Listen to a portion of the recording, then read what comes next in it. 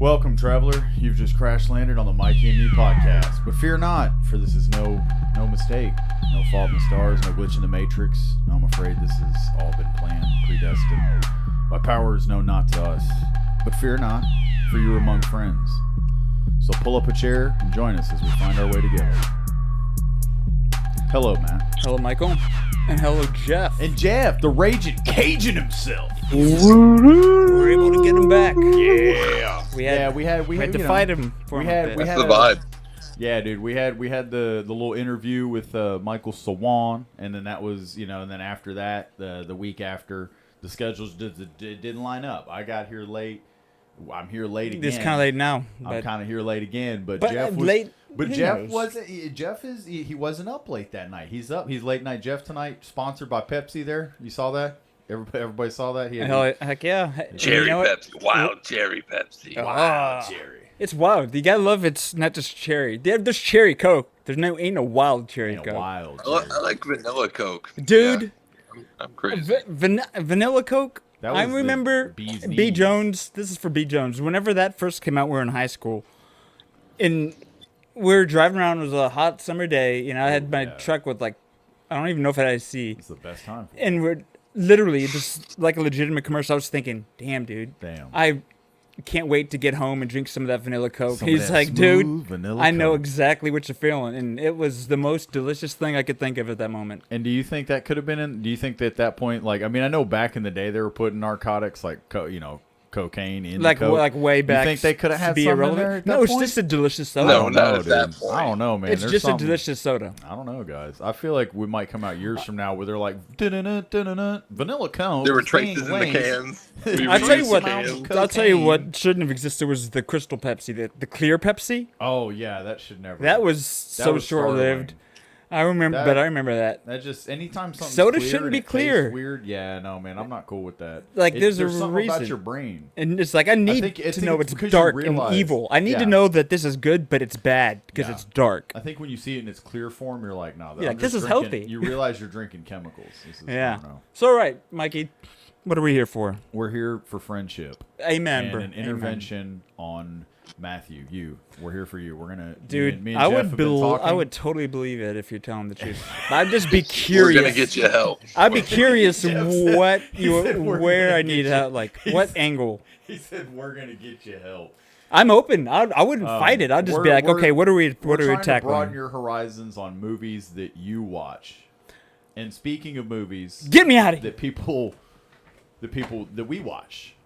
We're going to go ahead and go through some of these movies that we watch. And I don't want to start this week. So Jeff we know who should start. Jeff's our guest. I started last time. I would say he's not. Well, okay, he's a member of the crew, but we never right. know when he's going to be here. But he go he first. definitely, no, he should go first. He should go first? Because you ranked him, didn't you? You ranked him. I do rank them. He does. See, it's because I have all my picks and then my number one, if you can only pick one for the year. Yeah. Again, since he puts the thought of ranking them, I think we should hear his first. Let's go. He's right. So, and like I said, I can, whichever one or ones you think need a trailer, let me know. I'll pull it up. Otherwise, you can just let me know if you want us to show a trailer or not. Gotcha. And we'll go ahead and say 2017. That's it. Yep. Movie Moonwalk starts right now, Mr. Jeff. What you got for us? I'm going with The Big Sick. Yeah, comedy with Kamal Nanjiani. Oh yeah, he got all buff for the Marvels or Eternals or whatever. Oh. Yeah. The Big Sick. Okay. So that's your number 9. That's number 9. That's number 10. 10. Yeah. Sorry. That was me, but you just fed off of it. I did. There we go. Cool. Yeah, he it's a kind of a breakout role for Kumaji. He's one of my favorite actors, to be honest. He's hilarious. But he falls in love with a girl and she's has a terminal disease or something like that. Is it loosely based on no story, right? Or his story? That sucks. I think it is loosely based on his story. It has a lot to do with the fact that his Indian parents didn't want him to, or Pakistani parents didn't want him to marry someone who wasn't Muslim, and wasn't from where they were from. So like that has a lot to do with as far as like the sickness and stuff. That I don't know. Isn't it funny how every culture's like that? They're like, no, that culture's nasty. Yeah, like but if you're white, it's the most evil. Yeah, it's like nobody wants anybody to marry. As far as other cultures, that one, it's frowned upon. Yeah. And we'll stop it. Well, Mikey, why you always bring up stuff like that? I didn't. I'm just saying. He mentioned it. Okay, that's number 10. It made me think of it. It's hilarious how literally every culture, it's like you have to marry this. All right. So what do we got next? All right, Jeff. What do we got next? What's next, Jeff? What's number 9? Let's see. This one's a Steven Soderbergh movie starring Channing Tatum and Adam Driver, as well as Daniel Craig, aka James Bond. Logan Lucky. I knew this would be on your list. He knew it, dude. He knew it. Adam Driver's great in it, but like Channing Tatum, dude, he's kind of underrated as like a leading man. Like I really think, like I don't know, it's just a fun movie. It's funny. It's like Southern, so of course I like it because I'm from Louisiana. Hey, all of us are, brother. Yeah, he is underrated too. Yeah. I almost wonder. I know there's like a lot of projects he wanted to get off the ground, like the Gambit movie, and that never happened. So yeah, you just always wonder because like he has a lot more to offer than I think people realize. Kind of like you're saying. So Logan Lucky, number 9. All right. This one's. I think it's got to be on everyone's list. It was just well done. Murder on the Orient Express. Okay, there's the remake too. Okay, the John Depp one. Yeah. No, that was a sequel. That's a sequel. Oh, okay. This was the first one, right? Oh wait, no, yeah. This is the Johnny Depp. This is the Johnny Depp one because the original is much older. Kenneth Branagh or whatever his name is. Yeah, Branagh as Poirot. Like, yeah, they nailed it. He sleeps with that like mustache thing on, doesn't he? Yeah, Branagh's like, great. Keep his mustache like curled or whatever in the movie. He was the bad guy in Tenet, and he also did like Frankenstein. Like he's directed a lot of stuff too. Yeah. But yeah. It had a good twist at the end, I think. Like it was good. Like I love a good whodunit. Heck yeah. Who doesn't love a good whodunit? I do. Speaking of which, it's genre all in itself. Whoa. Too soon. Sorry. Too soon.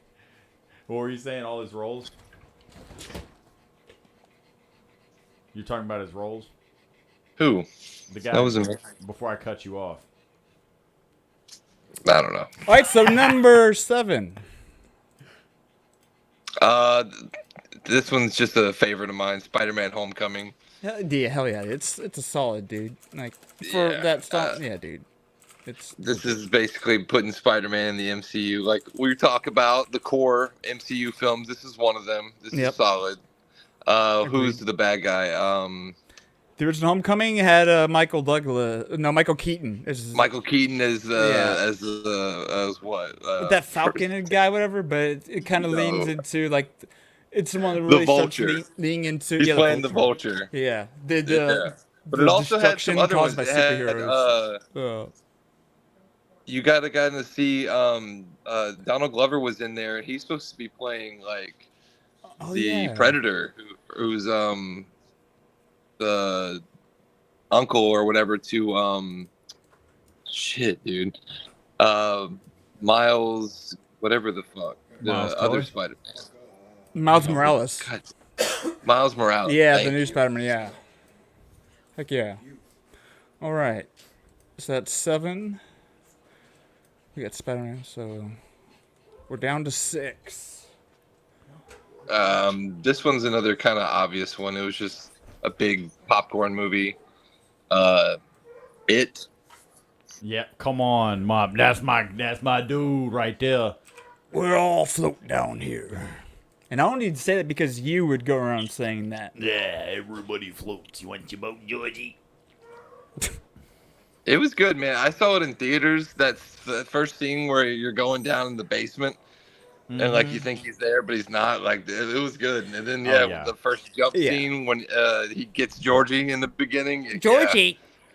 Yeah, yet another one of the what's it called? Skarsgård, the young Skarsgård, Bill Skarsgård. Yeah, he's done well. Very justice, I think. Yeah, he's doing well for himself, and as far as whenever this part 1, part 2, part 1, I felt like was great. Part 2, Yeah. let me down a lot. Part 2 was yeah. Yeah, it's like dang, it's just, but it's understandable.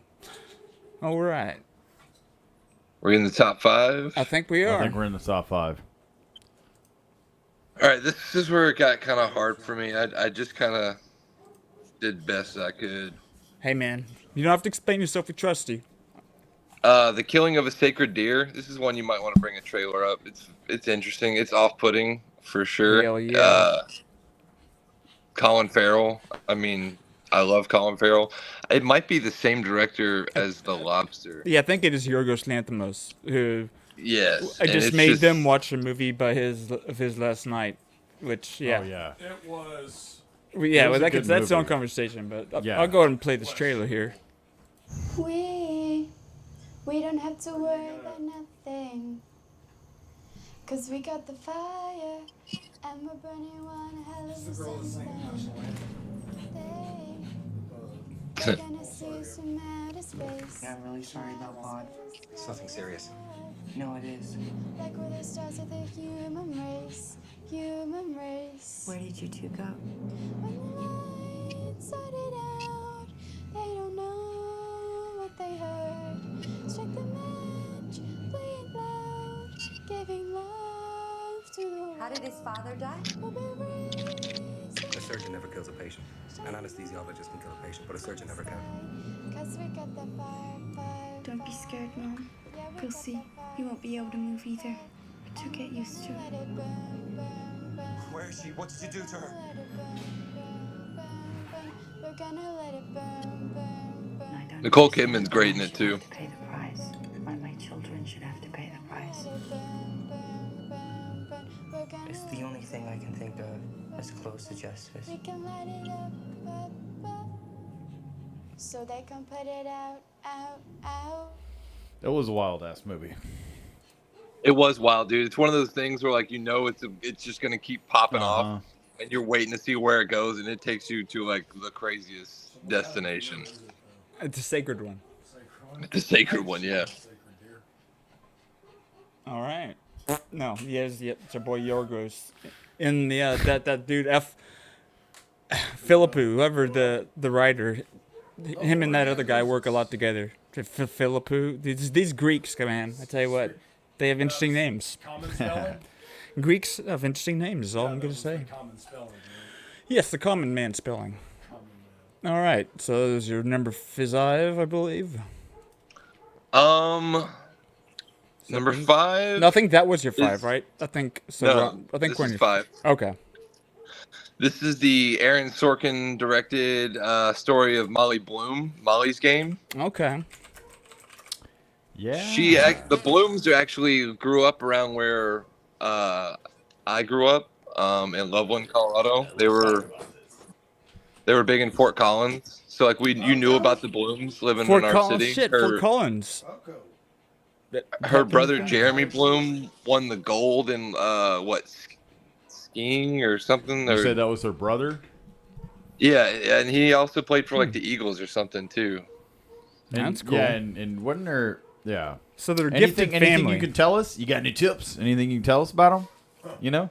I mean, they were Any just local you stuff? just Like, knew that they were kinda Google? like, you know, like when I was in high school, like Jeremy Bloom just got like to the NFL. Like he was in the Madden game. He was one of the fastest guys in the game. You know, like that's what we knew about him.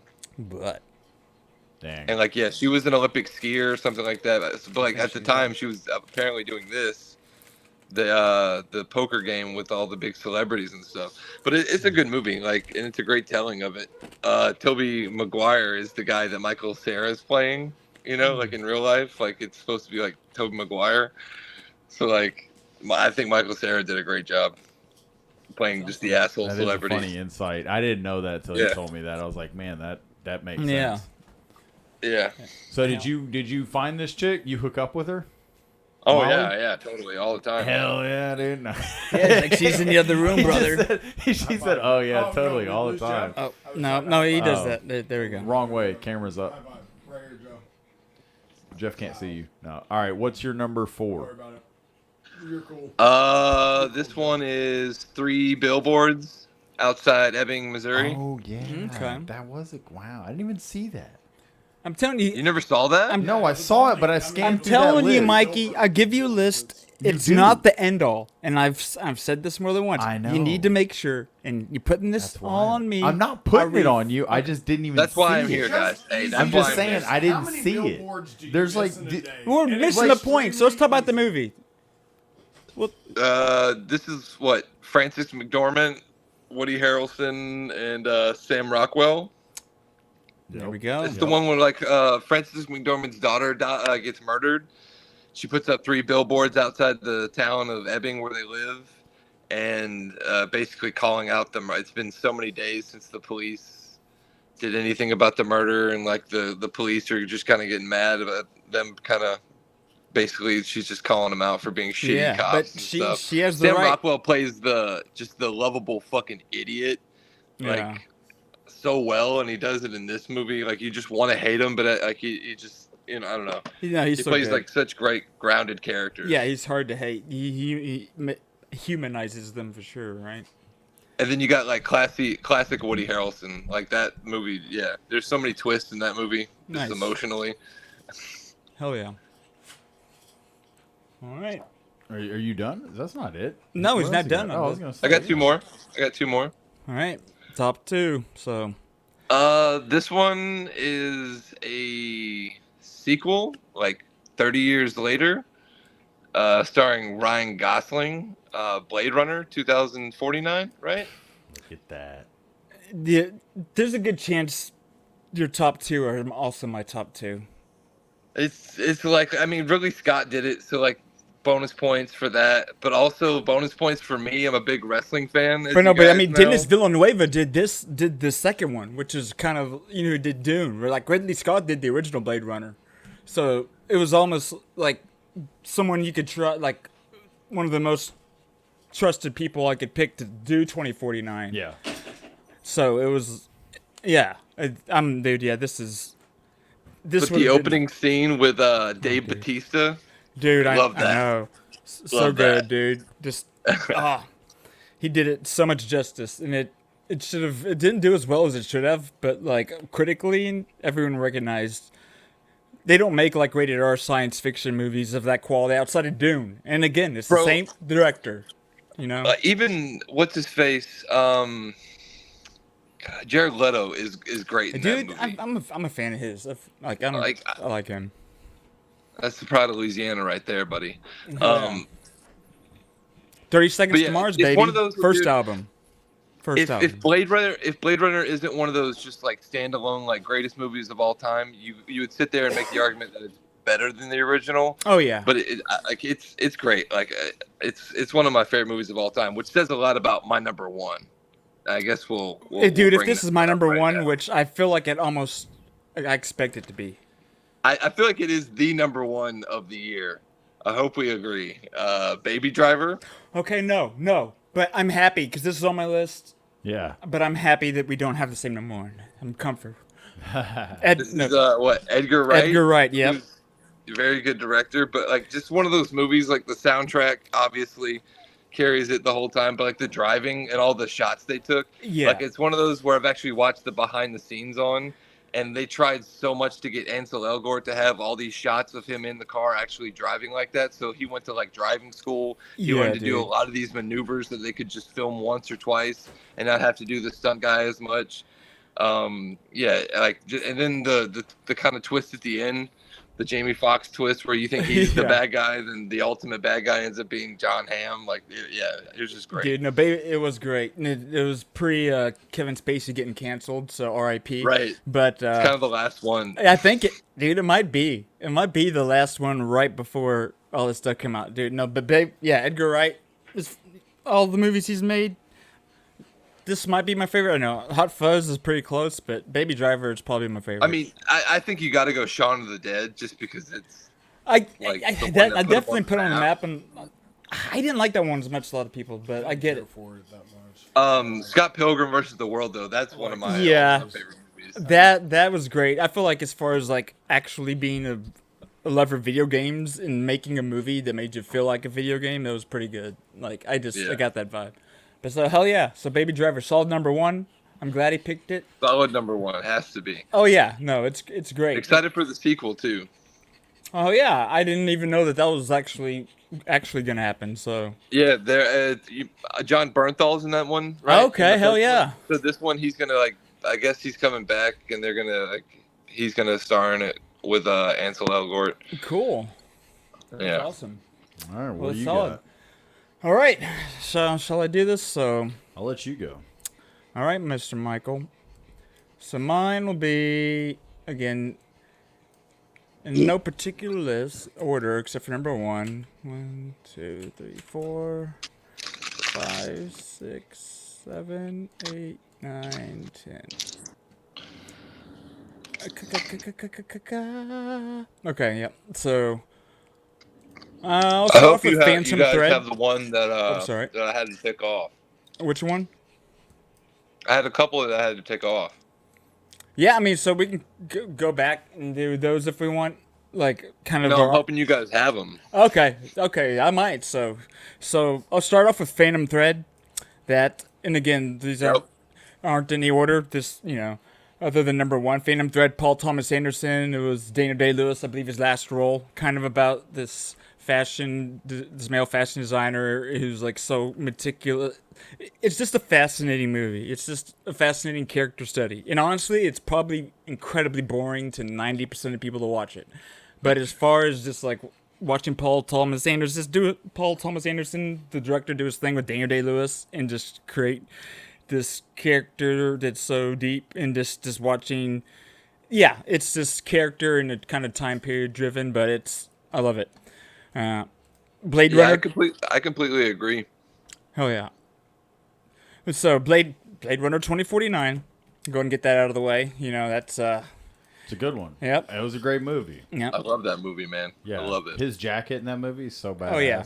Here's one I'm gonna show the trailer for, just because.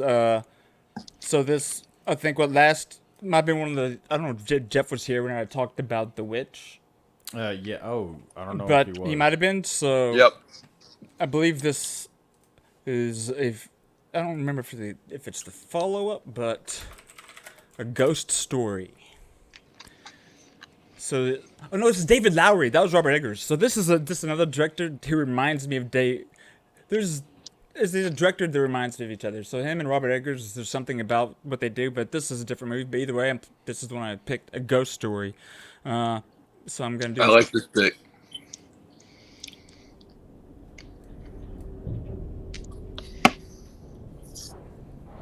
A24. You already kind of know. A24, dude, taking over. I've not seen it put out something that's not worth When I was little, we used to seeing and having time. a piece of. I would write these in notes, and I would fold them up really small, and I would hide them. What did they say? They were just like things I wanted to remember, so that if I ever wanted to go back, there'd be a piece of me there waiting. It's a depressing, very slow movie. That slow burn. Again, probably won't be that interesting to a lot of people, but I just find it. You got Rudy Mara, got what's his name's brother, Casey Affleck. It's literally a ghost story, but not like a way you've seen done before, and it'll probably depress you, or you gotta. Yeah, Mike, grab the family and put this on. Yeah. What is There's. it about this house so much? Is it possible that it could just make you angry? It might. You might be mad if just because why am I sitting here through this? But. Well, yeah, you got all the way to the end. You're like, man, I thought this was just I didn't realize. Yeah, but it. The writer writes a novel. The songwriter writes But it's great just because it's literally just movies go all the way to have special effects and shit. It's like, okay, he's the ghost. We're just gonna have him wear the sheet, and that's how you know he's the ghost. So that, just even that. Oh, it's cool. Yeah. Because not only that. Because it doesn't matter, because it's just about the emotional human components. It's not about special effects, Yeah, well, and it's the whole point is that it's everything that you're working so hard for, in a sense, or getting, it's like it's all going to be somebody else's one day. Like there's somebody else living in her house, and you know, other people enjoying her stuff. Yeah. So like, Ghost Story. Whoa, dude. Definitely worth checking that's out. what I took from it. Look, Hey, I'm glad you saw her going through the house, or him, whoever, and hey man, you know, I'm glad you should definitely watch it if you haven't. So Ghost You're not Story. getting my card collection now when I die. All right. Oh, come on. See, next one, moving That's all on. you think about. Yeah. Dunkirk. I mean, it's my boy Yep. Nolan. It's my boy Nolan. Yep. It's an amazing movie. Honestly, for me, it might be like one of my least favorite of his, but that comes from a list of movies that are all phenomenal. Yeah. But it was great. Exactly. It was a great telling of history that a lot of people probably didn't know that much about. Dude, them hiding in that boat, like Yeah. out there on the like And just Harry the Styles. pacing. shore, and like when they walked No. up, when they started walking up in what's it called, like into the town, and noticing nobody was there or whatever. Yeah, dude. And just the pacing, the way it jumped around, like it was impossible to be bored. It was impossible to like lose track, and it's not too long either.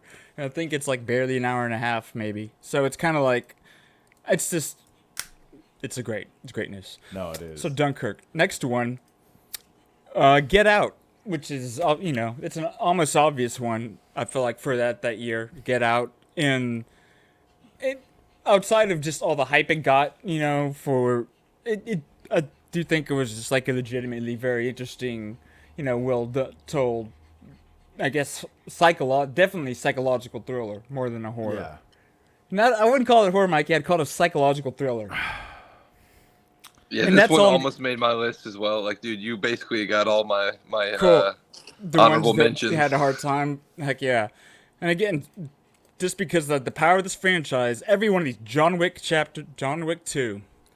I'm gonna put every John Wick's gonna be in my top 10 just because Yeah, it it's elevates gotta and elevates. This is where they introduced I think Common was kind of his advert, and it was like his equal. Very underrated actor right there. Yeah, Common, he does a great job of being a bad dude. Just that scene whenever they're walking in public and there's like one on the second floor at the subway and there's like casually doing shots at each other and like missing everybody. We should recreate that with water guns. This is the one where he stabs him and he says, "You can live if you don't pull it out." Or get to hospital or whatever, or pull out and die, because John Wick is still like merciful. And so, yeah, John Wick. If you haven't gone and revisited them, they really do each stand alone, have very unique battle, like fighting and set sequences. Because I was worried. I'm like, 4? What are they gonna do different? So I went and watched each of them again, and I'm like, damn, there's like all these unique moments in action film that elevate in each movie. But it didn't stray far from the path that brought you there. That's what I always like about a great action movie. Exactly. It's like I want Lethal Weapon to still be Lethal Weapon, like 3, 4, all those. I totally agree. And so yeah, John Wick. That's just the second one. Moving on. Here's one I saw a trailer for, just because it's not as known. The Endless. So this is Aaron Moorhead Taylor. This combo director, and I think the most recent thing they did was something Glimmering in the Dirt or something, but they did Synchronic. They actually directed a couple episodes of the Disney character. That didn't even matter. The one that Oscar Isaac played, whatever that one was. They directed a couple episodes of that series.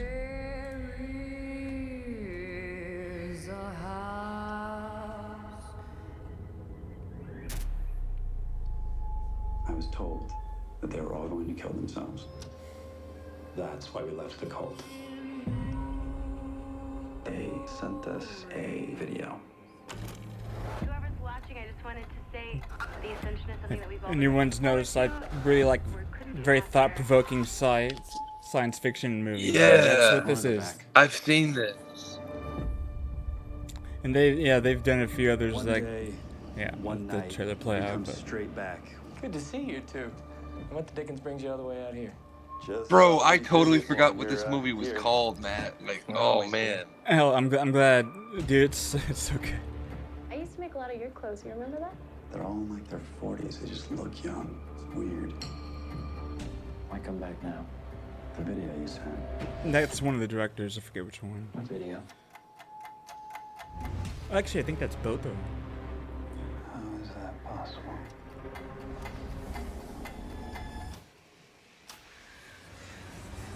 You want to know what runs all this? You go find it.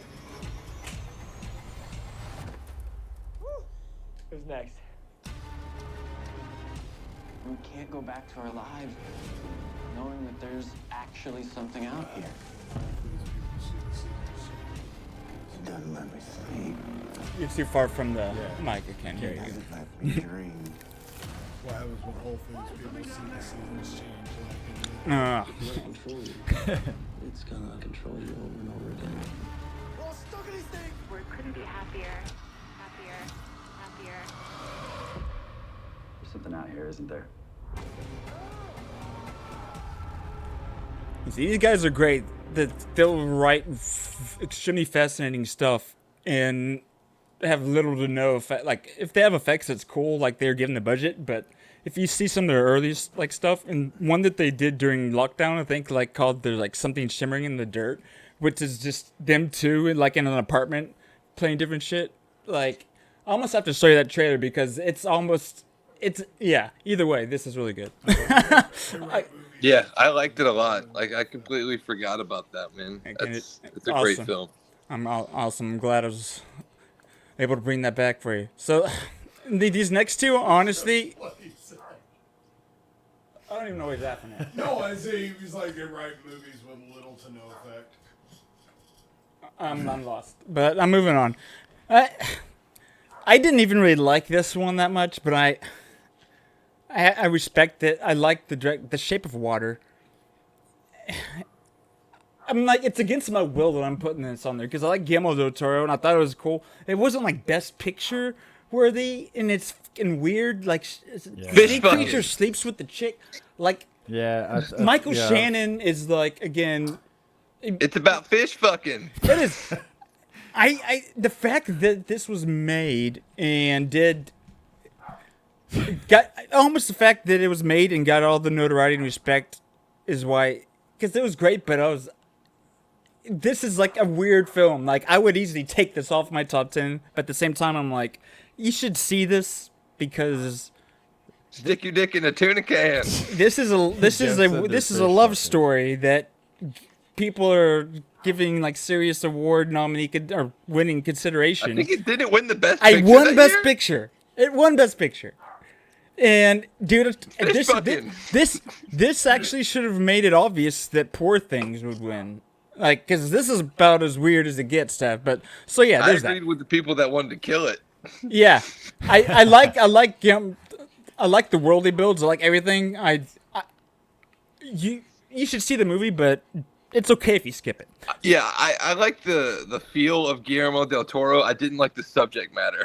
No, and again, it's just very weird. It's like two versions of me that I'm like, okay, this needs to be on here because people who want to like see films that kind of mattered, but at the same time, you could skip it, but don't skip it. Yeah. Like Pan's Labyrinth. If you had to pick one of his movies, pick that one, and then you'd be good. One, yeah. But don't this is the year we're in. And this next one's Thor Ragnarok. I just thought this was like a transitional moment as far as I feel like the MCU really letting different directors do what they want with a character, to where it took, the Thor character from the first two movies and everything else and completely turned them into like a comedy action shit. Okay. And it was Taika Waititi. It's kind of how like the comic book writers did. They had their own kind of free will to do what they wanted. Now, that's awesome. So that's cool. It's similar in that way because this one Taika Waititi took over, and it's like a different. You watch the first two and watch this, and it's like, what the hell? Like, some of the power changed hands in a drastic way, but it's what the MCU needed, and it was perfect. I feel like it was played out by Love and Thunder, but Thor Ragnarok, perfection for action comedy, just in Taika Waititi's humor. And yeah, totally. For my number one. And this is an all-timer for me. And so I'll show the trailer just because, but the great Darren Aronofsky The great See? Darren Aronofsky. Dude, I knew you were gonna put this in there, man. You didn't like it, did you? No, I did. I just like don't tell people I like it. Oh, dude, I'm proud of this one. So this one, No, it's not like it was like one of those where I was like, yeah, it's no not one my else is all-time gonna favorite, get but it. like I liked it more than most people did. Or they're just gonna be like, "What am I watching? What's the point?" Mother. I believe I've seen this. You want to talk about a movie that's nothing but symbolism, subtext, metaphor, and Yeah, it's basically the Bible. yeah, you could, yeah, it's the whole thing is like metaphorical, but Darren Aronofsky, Jennifer Lawrence is the main character. So I'm about to, our boy Javier Bardem is in there. No, there's about to be one that I play. It's about to be on. Oh.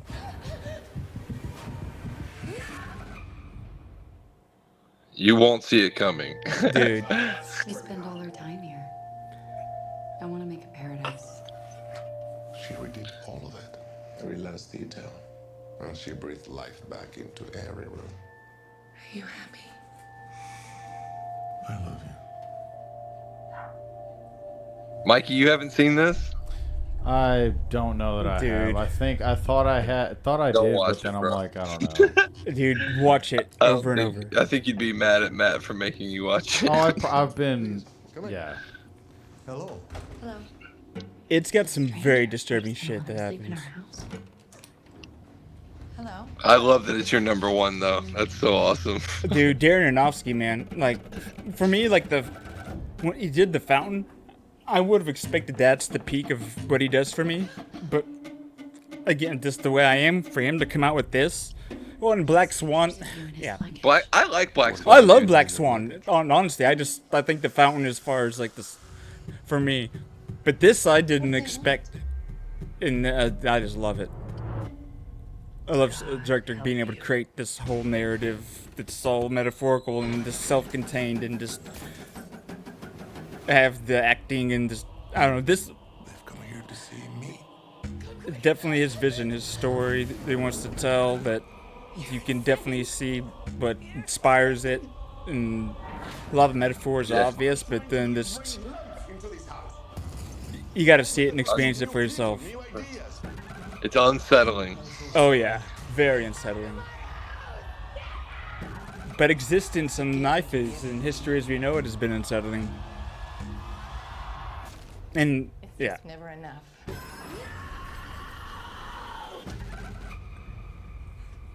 Yeah. That is that for me is like a pinnacle example for me of like if I could make film and be able to like tell some weird abstract shit. Right. That's it. And similar to a movie I made them watch last night, but very different. But either way, Mother, that's my number one pick, and that brings me to being done, and that means Sir Michael is next. And speaking of being done, the one I'll start off with is one that you mentioned, Dunkirk. All right. That's that was on my list. Get Out, that's also on my list. Sweet. As far as like let's see, I might end up going over on movies here. It's fine. Then The Upside, which is a comedy, is a funny movie with Kevin Hart. And if you're in the mood for a funny one, yeah, Kevin we need Hart, some more Bryan comedies because Cranston. I definitely. And then I saw that one. John Wick 2. Sean Wick? Is that his brother? Yeah, Sean Wick. Did you hear Sean? Because I'm pretty sure I heard Sean. It's the parody. And then Murder on the Orient. All right, there we go. Oh yeah, Double brother. down. Got to double down. Well, a lot of them are going to be. I'm going last. Here's a random one, but it's actually kind of a good, unexpectedly good one. I, Tonya. I, Tonya. Dude, Mikey, I'm glad he picked this one. I was very surprised, but I, Tonya. Paul Thomas Hauser, dude. So and now I'm down to 3, and so I might have gone over. I don't fucking know I don't think you've even done. I don't know. There's many. You do them quickly, so. But then these ones, I would say you could maybe show a trailer for. I don't know who my number 1 is because it's in the top 3. It is one of them. Okay. Well, we don't need to show a trailer for that. No, that's what I'm saying. saying. We talked about that one. But then these are the two that I'm kind of split between because they're both, I would say, My number 2 would be, and you could show the trailer for it, Super Dark Times. Okay. I have no idea what I'm going into here, so that's cool. I don't think anybody's really either one of you guys have really watched this one. Right here? The top one, or yeah, this one right here. The top one is good. Guys, my parents rented that movie True Lies. Not True Lies. James Cameron. Jamie Lee Curtis stripping. I mean, the Punisher is pretty haunted. You have no idea what you're talking about. Allison Bannister. Hi. See, Mikey, the value. I didn't even know this existed. He's got a thing for me. Oh, Matt, you would dig this. This is pretty up your good. alley for sure. Like Charlie's sister. Oh my God. Let me see that. Give it back. You want it? Come and get it. Stop! Stop!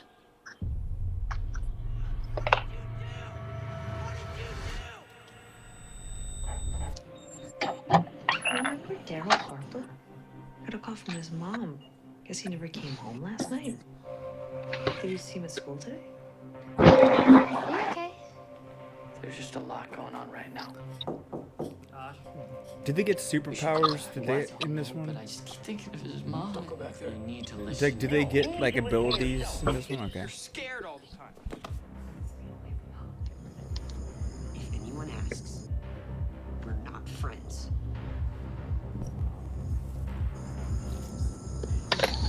I'm not getting any sleep.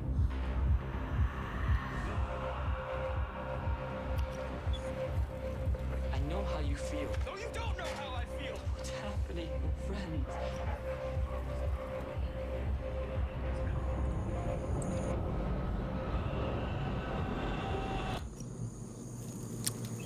I'm watching this tonight. So that's dude. That's I'm my watching number this 2. tonight. And you So can you also watch? Choose which Yeah. movie to watch. So- They might check no. who's the director. What?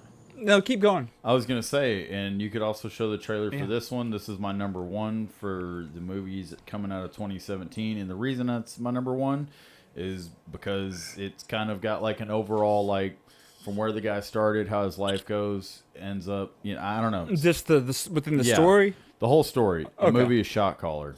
Okay, That's- Shot Caller. That's probably my number 1. So, but the first question is, do you want to be a baller? I would like to be a baller. And then Shot Caller. Well, if you're and what you got to and be a what- baller At that first. point, you got 20. Okay, Shot let's see baller. right here. You typed in shot baller, shot caller. I was making a joke, and yeah. Right That's here. the trailer. Oh, it's got Is an that the Kingslayer? unpronounceable name from Lannister. He's got such Yeah, Jamie Lannister. yeah, it's got that fantastic name movie. that you should change it for your acting career. That baseball constitutes Just be Jamie Lannister. Custer Waldau, something like that. It's romantic and they're free, right? Yeah, that's right, partner. New Girl in Lake Bell. Yeah, Max Greenwell. He's funny as Yeah, fuck. dude, he's great. What And is- the what chick in is the front, this? Lake Bell. She showed her boobies before. It's an accident. People don't go away for accidents. Look, man, I know you're scared. When he goes to prison for drunk driving. You'll be with the big boys. Yeah, he You was. gotta stand up for yourself. They had been Because once drinking you're out of a marked in night there- out, and then people in the car with him died. So this is literally like the one situation where he is He got the popped on the same shit I got popped on. he's like the innocent man who shouldn't be there.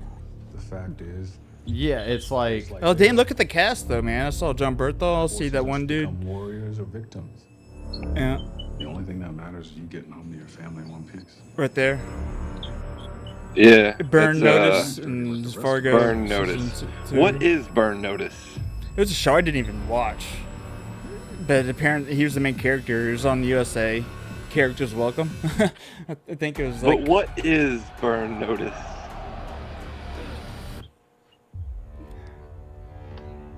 I don't even know if that's like I don't. Chris watched it. Consequence. These cops think the more they lock us down and isolate us, it strips us of our power. They even think we're a dying breed. They're dead wrong. Oh, that guy too. The transformation. Walking Dead. Yeah, Fight Club. Yeah, hell yeah. All I know is once the dude gets institutionalized, anything is possible. You're handling a deal for him. This cool sort of transformation because he went in. So it's kind of a story of how Yeah. prison creates criminals. Yeah. Nobody's touching my family. And there was comment in there, wasn't it? I don't know. Cool. So yeah. Yeah, good All right, stuff, Mikey. Michael. There you go. Mikey's bringing some stuff that I want to check out. That's what I think you should check out. That's good stuff. That was awesome. So there's just any honorable mentions, Jeff, that didn't show up. Honestly, you covered them all. Dunkirk was on there. Fucking yeah, you named a couple of them. Sweet. Well, Chris, though, that was a great first pick. Mikey, I like your picks, dude. Super Dark Times. Yeah, Mikey's been throwing some curveballs that I'm Shot Caller was like up there for you too, Chris. That was one of my all-time favorite movies because it's like. Oh yeah. No, it really does show how fast your fucking life can change. It's like if you watch that movie, straight up, where it's like you go from having the dude was a stock trader, shit like that, where it's like he fucking had too much to drink, they ran a stoplight, and he ends up like on a fucking like a big charge. Yeah, he's going to prison. And it's like, bro, you have to fucking do what you have to do to survive. And it's like, oh, I have a good life. You adapt, yeah. It's like, no, he had to throw his life away. Yeah, it's just interesting. A lot of movies have that premise where it's kind of like something happens in like Kevin Bacon and Out of the Furnace or whatever, or you know, there's all these movies where like in a death sentence. What I was thinking, but a lot of. But either way, but I'm just saying, like a lot of movies, like a car wreck is it's just a great plot device. It's like a turning point. Like, okay, how do we take a character whose path has been one way, and this is how they are, throw them into a scenario that they would never ever find themselves in outside of this terrible and like randomly terrible unforeseen circumstance, and see how that character adapts and evolves. And it's just there's like tons of movies that do that, right? But like this is cool. I like to see it. I've never seen a movie that was as well done as that one was. Yeah, and it's throwing them into the prison system. Where it took a fucking stockbroker. Like it didn't take a fucking regular guy that was just like did whatever. It was a stockbroker that like he was making moves and shit. Like he was out like doing stuff. 4-7. Yeah, I'm sorry, I said dumb. No, that's cool. I just clocked the time on it. But either way, it was a dude that was not like. No, I get. Not some like small time dude. No, I get the point you're making. Either way, like it's seeing how they adapt whenever their life is shattered and they're put in that other situation. No, and he literally threw the perfect life he had outside of it away to fully embrace that. And because he realized this is actually what I'm the best at. Or it's not that. He had to survive. He couldn't. Had to do that in order to keep them. Yeah, for their safety. Yeah, no, I'll definitely check it out.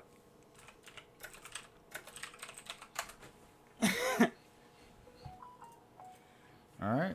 Well, that's cool. movie. Yeah. So what's next then? What do we got? Well, I think we take a little break and get my nephew probably. Yeah. Yeah. Let's get him. What are we gonna do there? Caleb's finally gonna come in here. Yeah, he's. He's waiting for us to be done with the movies. Normally he's like in here playing. Yeah. So take a little break and then you're gonna be interviewing him. There's gonna be a little bit of a spotlight on the young fella. He's gonna hide out like he's hiding out like a wrestler. Yep. Yeah. Like normally ready to pop in. Nothing going on. Yeah. So we'll be right back. All right. And we're back. Man, it looks like I think the hue we got with these lights looks like we're in a whiskey bottle. Yeah, we're about to actually switch that up. I'm glad you mentioned that. Looks like we're in a whiskey bottle. We were never meant to be this color, but I'm glad we were. Doesn't it? Dang. Not that either. Wow, that's cool, dude. Yeah, it's okay if it's not too That's intense. pretty cool. You can give me that right Yeah, there. so that can stay as long as it's facing the right direction. Either that one or... Oh, no, I like the other one, man. Yeah, the other one's the other better. one looked cool, like DEF CON. Yes. What is it? Is that a real thing, DEF CON Red?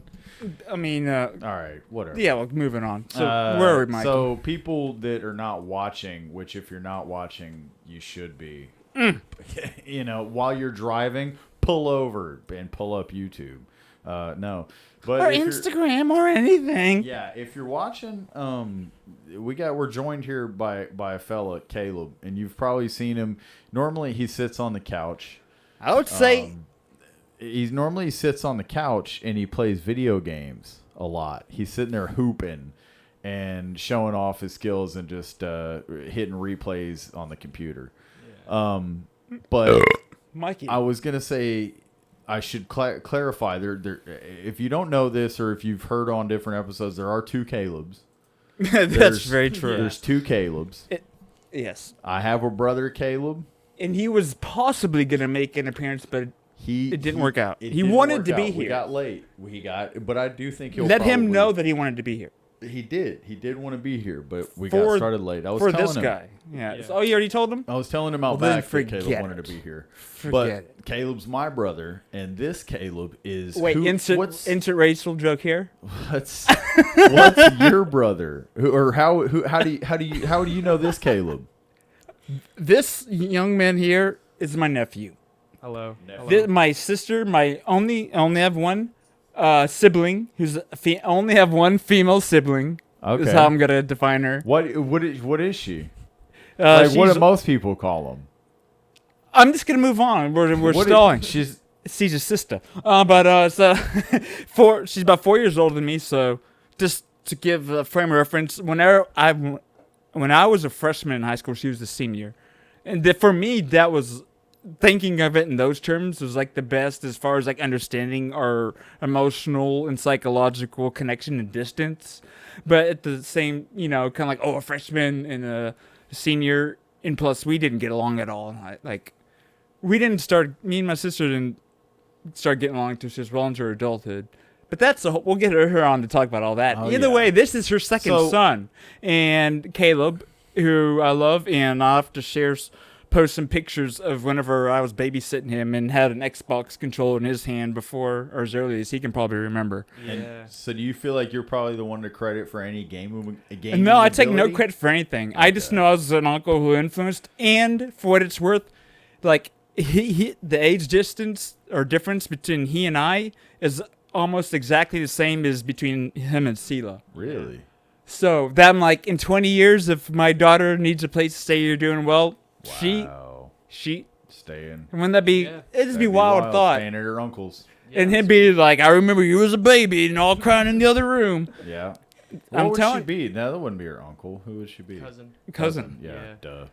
Cousin. Yeah. There's just a Wygate. But so that I'm done with. That's my nephew. I love him with all my heart, and that's I love him in a way that, he's not his son, obviously, but him and his brother.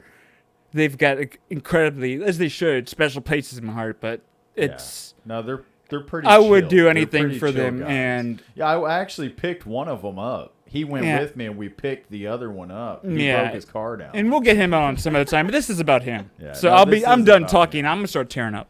He's gonna tear up. He's got a hanky. But either way, y'all have heard us talk plenty. Hopefully, okay. Introduce yourself. Who are you? My name's Caleb.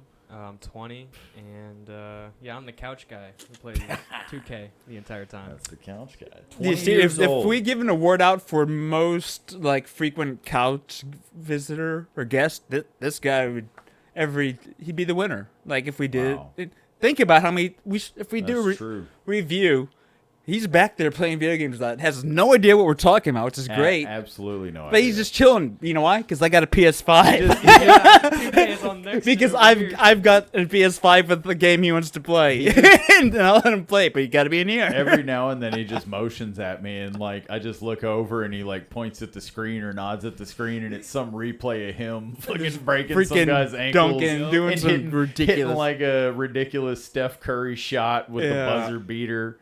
That's great. Man. So you said you're 20 years old. We're gonna interview you right now, and we're gonna do the best we can to get into the mind of whatever the fuck generation you're from. Oh yeah, no, the messed up one. Yeah. Oh yeah. Everybody. You know what I will? Well, let's go ahead and address. I love how every generation that like goes on, you just turn around and shit on the generation behind you. And I'll stop talking after this. But what's the label? Are you like Y? You're not millennial. Are you Z? Y or I'm Z? Gen Z, Z? yeah. Z. Okay, cool. I'm Zoltan. the older end of it.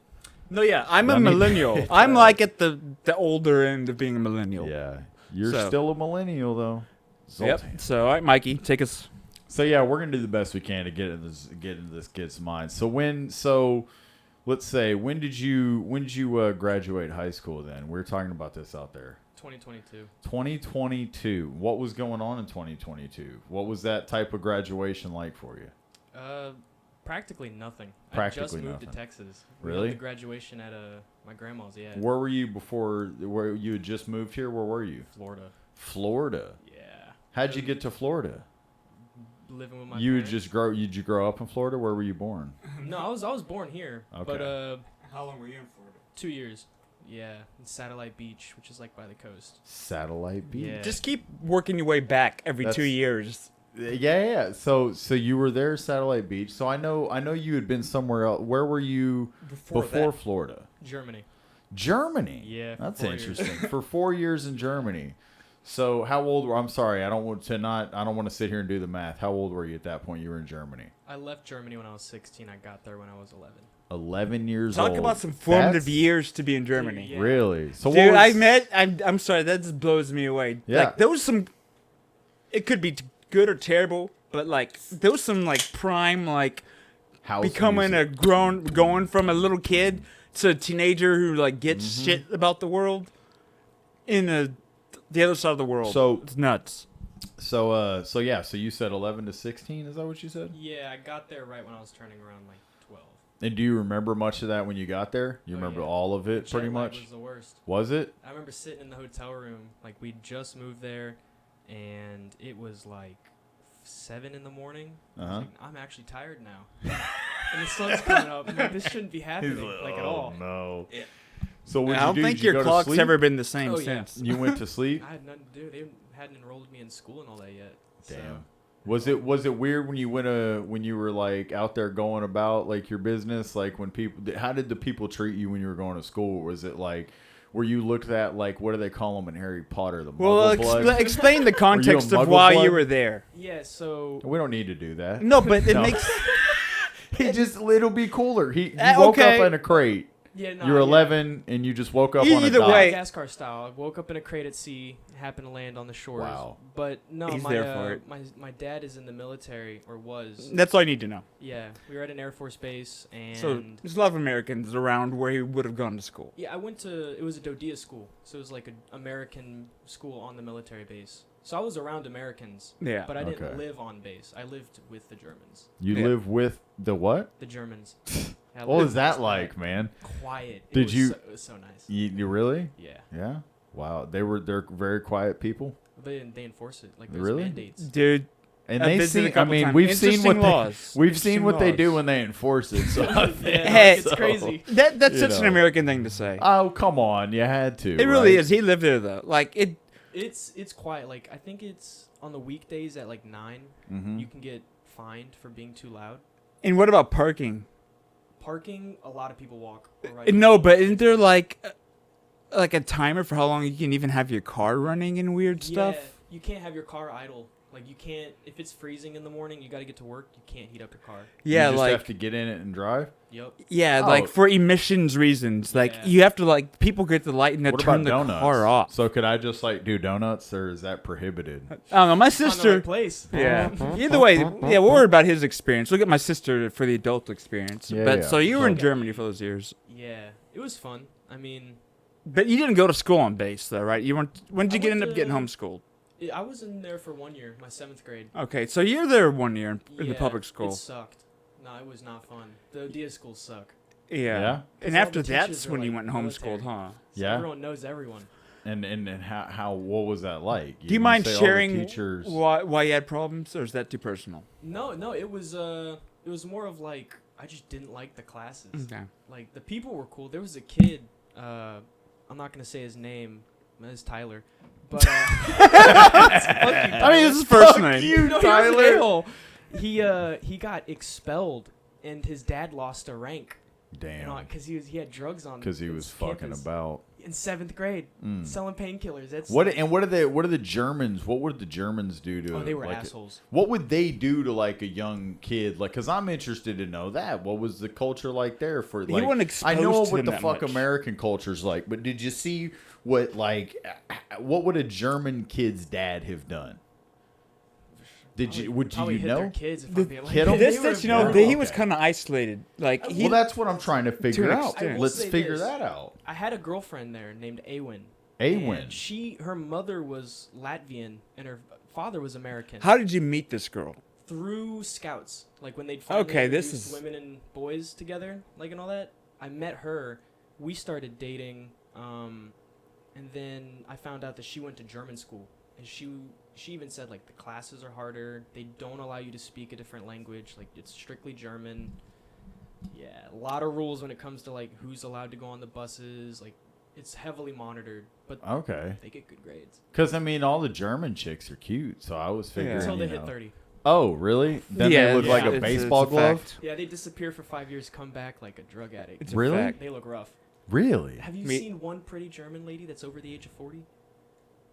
I mean, I'm sure you could find one, but I can't think. Dude, of one. no.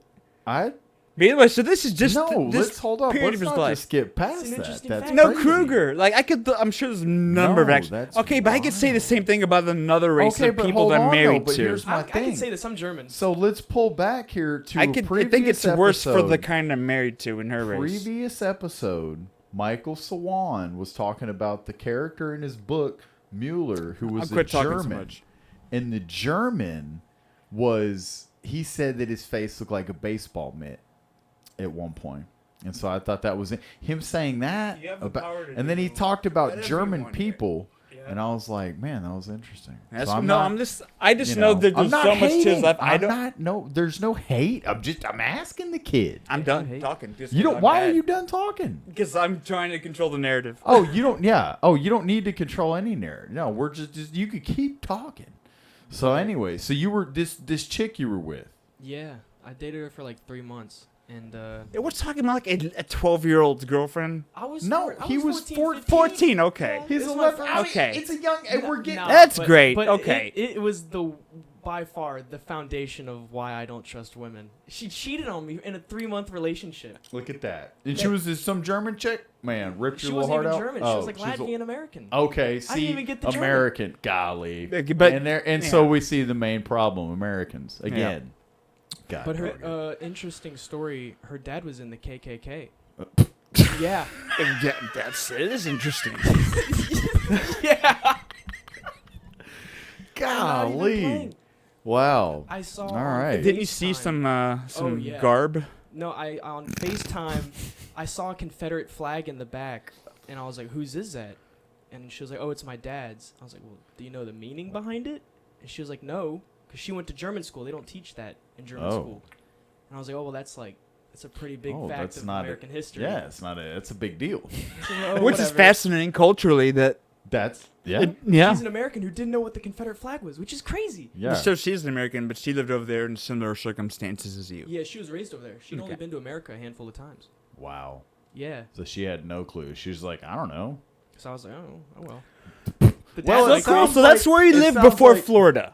It sounds like she did you a favor. Yeah. You got out of that. So that was a big emotional impact. Look at We've that. all been through it. I'm sorry that it was a bad one, but I wish it was a better one. What questions do you have? I just want to kind of just blow through where you've lived, right? Mm-hmm. So before Germany, where were you? Again, establishing Air Force reasons. So before, Germany, where were you? South Carolina. South Carolina, because I remember visiting there. If you were there a couple years, maybe, right? Yeah, like 3 or 4, maybe. All right, and before that? It was Oklahoma. Okay, and how old were you at that point? I think I was probably like, we left when I was like 8 or 9. So we're getting to like earliest memories. And before Oklahoma, where were you? Dallas. And that was like that was earliest memories. My mom and my dad, yeah. Okay, so Bam. so so we went from Dallas to Oklahoma to South Carolina or North Carolina. South Carolina, yeah. South Carolina to Germany to Florida, and then back to Dallas. And that's how you are here now. Yeah. So cool. I just wanted to run through that quickly. A lot of moving pieces for because 20 years. Yeah. It's crazy because in just a comparison, Mikey, over your 32 years of life, where have you lived? Texas. And where have you lived? Dallas? Dallas, Waco. Me too. Different parts. Me too. Dallas, That's it. Waco. I'm almost 40. Mm-hmm. It's just fascinating, you know? Yep. And it's also cool. And he's 20, and it's a lot of shit that at this age you can reflect on. It's going to mean even more, those experiences. But yeah, I'm done talking now. I just wanted to run through that real quick. No, I valued like being able to move everywhere. Like it sucked in the moment because like you're leaving your friends and all that. And you've gotten comfortable after moving to different places. And then it's like, oh, well, you know, moving time every 2 to 3 years. Wait, so you got a time machine? If I had You said you could move time. No, it's like it's around that time. Come on, Caleb. But yeah, no, I valued it, like especially Germany, because it was like it showed me stuff outside of America, which was definitely a lot more interesting. I just like that a place to visit in Germany. That is cool. That's honestly the only I'm leeching off of it. You got to connect. All right. So then, with all that being said, it looks like you've got another move on the horizon. Yeah. You got another move. Dude, I didn't think I would be, but here I am. You got another one. You're about to saddle up the ponies. You go with the flow in life sometimes. You're a regular cowboy, and I like that about you. Space cowboy. Okay. Yeah. Oh, there you go. And you've had many experiences. Many Christmases. Many Christmases this young man's experienced. And, I mean, you've been attacked by a skunk here. You've had fun. Oh, yes. And so now you're on the precipice of a whole new adventure and chapter in your life. Are you looking forward to it? You ready? Are you pumped about it? No. You're not? No. Sounds like it's going to be good then. Because whenever you're sitting there like, oh, and you can't find any of the positive and you're just like all negative, as soon as you get out there, the first positive you see is going to be like, poof, whole world of shit's going to open up for you. That's good. Like weed's legal. In the No, but these are positives you know. Yeah. Like, those could be, There's once gonna you be get there, like maybe you walk and go to a gas station and you meet somebody. Or you just like have some emotional moment that transcends knowledge. I feel like this guy's just going to turn into like an outdoors hiker guy or something. I'm just saying, like, there's going to be a transcending emotional moment outside of what you know about the place and where you live to where you're going to be like, there's something I'm getting here that I've gotten nowhere else. So hopefully. No, it will happen. It's just a matter of, I'm curious, you know. Yeah, so you're on the precipice of going to, where is it again? New Mexico. Las Cruces. Dude, we're talking Danger Town. I'm not joking. This place is literally so close to the border. I swear, there's probably houses within 5 miles where they live that have tunnels dug to them. Yeah, probably. That's just my personal opinion. That's your personal. And if that's just this guy's, yeah. I'll tell you. But that's a whole other thing. Mexico. Damn, tell me to shut up, Mikey. I went to New Mexico one time, and it was Clayton, New Mexico, and I kid you not. We pulled into the Clayton, New Mexico, I believe, or it was just before. Either way, it was out in that area, and I kid you not, this place looked like the place that time forgot, the town that time forgot, and it was just as soon as we pull into this town, it was like we're looking around, there wasn't any source of life, dusted windows, and a tumbleweed rolled across the road. And all of us just like fell out laughing, and we're just like, "You've got to be kidding me!" It's like a Western movie or something. Like, yeah. So, I mean, what do you think? What do you think you're gonna do when you get there? What's on your mind? First thing is like, get situated, get comfortable, find some place to work, and then Latinas. Yeah. Latinas. Dude, you love that? Immediately thinking about the strange. I mean, I'm by the border. I mean, Dude, I'm gonna have quick 20. access. Dude, I'll tell you. Listen. I'd say this guy lives in a world where meeting girls is so easy. Man. I witnessed. I'm not gonna say. I'm gonna say I can anything. What like being a 19-year-old and it's like, oh, I can just get on Tinder or whatever dating thing and just meet chicks, and it's that easy. Yeah. Like. If they respond. I'm not. You might have to filter through a ton of bots, but at the end of the day, if you're a kid, yeah, you're gonna do that. I mean, I met my wife the same way. This guy lives growing up in an amazing time, and he doesn't. Digital age. I want to let you know I'm excited for you. And I'll tell you one thing. I'm sad that we're gonna lose you. I'm sad and like not lose you. You're still gonna. You're not dying. I'm not dead. You're gonna be yeah. But I think it's a needed change that's going to benefit your growth as a human. Yes, I agree. I see, I just see good things for you. But a watershed moment, I'm going to call it. So we know we've given a good backstory. We know all of that. But me and you were talking about some funny stuff. We want to get into this mindset of your age and stuff and all of that. And I had brought up when you had graduated. You graduated in the COVID era, correct? Yeah, over half of my high school was just straight up online. And I was homeschooled for all of high school, but it like made all the extracurricular So he's stuff. He's a fellow homeschooler, Mikey. Okay, so it was just, pretty much you didn't necessarily like. So before that though, had you had any okay, that makes sense now. Never mind. Think of him as a homeschool kid. Yeah, because he basically has been. And Mikey was homeschooled as well. If you didn't know that. Yeah. I didn't know that. Yeah. No, this is huge. Like, yeah, it was y'all. It was the same kind of situation, probably like what it is to have a parent who's teaching you. Yeah, we didn't do the group. Like there was different group meetups you could do. Yeah, like other homeschoolers to get together. Yeah. That's all COVID affected really was. Yeah, but they would do those. Y'all did? You like those? I met a lot of my good friends that I still talk to today, and I got into D&D. From those little meetups. Yeah, that's awesome. See, Mikey's homeschooled and didn't do the meetups. We had another friend that did. That was homeschool we connected with in Waco, and he was the dude. That's the funny thing about people, is like the homeschool kid thing, which it is true in a sense. Most of the homeschool kids you did meet were weird, pretty odd, man. Because then people would tell me they would say that they'd be like, "You were homeschooled?" And I'd be like, "Yeah," and they'd be like, "Oh no, I mean I don't know, they're just weird." And then they're like, "Oh no, I'm sorry," and I'm like, "No, I get it." That's why I love having you two here next to me. I've met it. I've the met them stigma. Okay, if I could just characterize the stigma is you probably actually didn't get educated that well. That would be like the underlying assumption of homeschoolers is like homeschool. Okay, I doubt that they actually learn as much as they're supposed to. And public school is like even lower bar, and now I would hope homeschool's higher. Mm-hmm. But the general assumption in my mind it would just be like, homeschool. Yeah, I bet they hardly did anything, and they got it whatever diploma because they got mailed off. It's a real thing. And next week when you have Mom on, like you should ask her. There was a kid in the Germany homeschool group. Him and his brother. They were 18 and 16, and they didn't know how children were made. They didn't know anything about other religions or government. No, he's they right. were so sheltered. Yeah, and they were weird. No, yet see, and that's what he means. That's what that's kids. what we're running into, and so people were like, "Oh, y'all were homeschooled?" It's like, no, I get it. I understand why you're saying. But y'all are both incredibly cool guys. Yeah, no, we know. Evidence. We're changing the stigma. Yeah. No evidence exactly that homeschoolers can be some of the coolest people you ever meet in reality. Yeah, no, we're they really are because I mean we believe all kinds of weird that, shit. And they're not molded by mass society. Yeah, no, mass society. As long as their parents aren't like molding them too much. Yeah.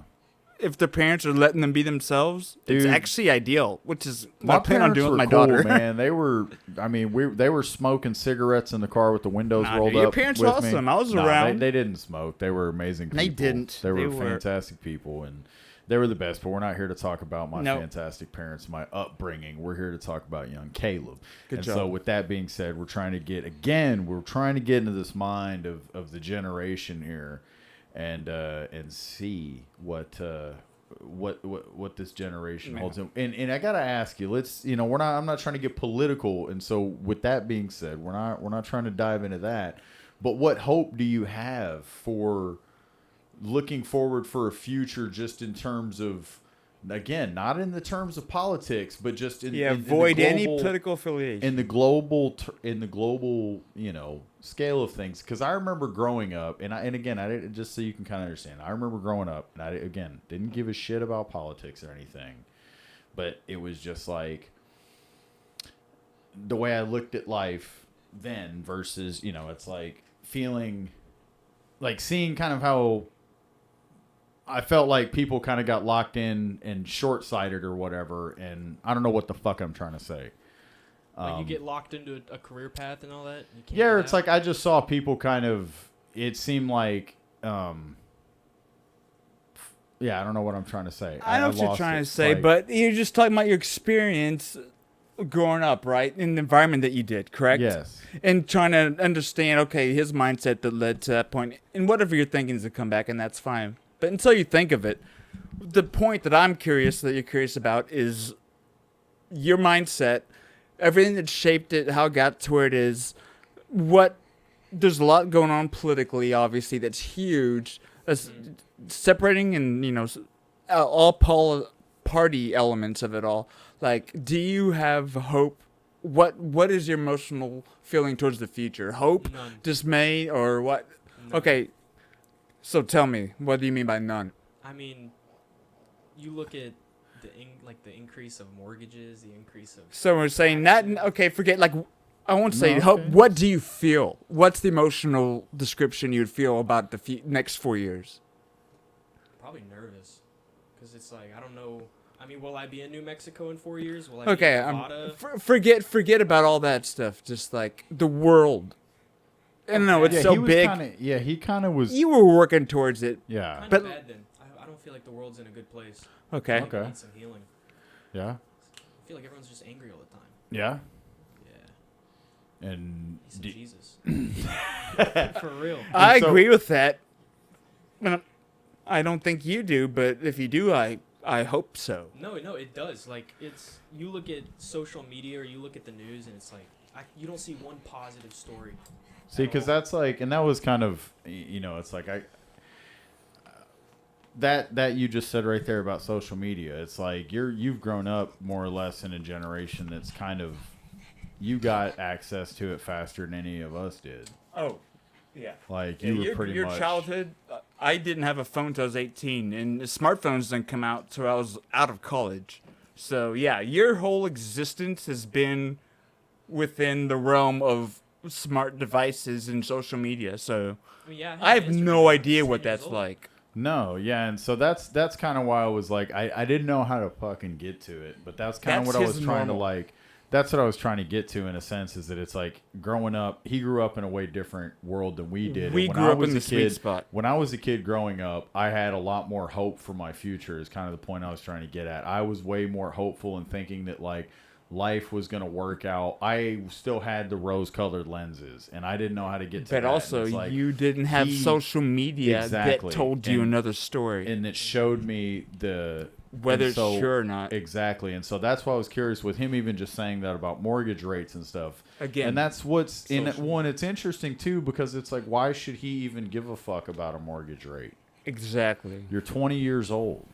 And it's like, it's a bigger thing, and in my opinion, it's a societal thing. It's like, you're 20 and you're fucking talking about a mortgage rate, and that's not a knock against you, but it's just like, that's the world we live in a sense, is that you're already 20 years old and you're thinking, fuck, that's one of the first things that come up to mind. Yeah. Which is sad. It's not, and this is nothing against you. This literally has to do with the programming. But you're just, what's being like social media and everything that's being exposed to you, and that you see, and that you're smart, so you pay attention to it. Yeah. But at the end of the day, kind of like Mikey last episode, we were talking about,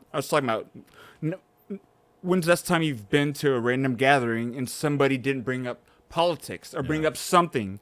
Just bring up something unique and interesting. Like, you're 20. You don't even need to be thinking about that. It's good that you do, but and the reason that you are is because it's been exposed to you in ways that are unnatural and it shouldn't have been.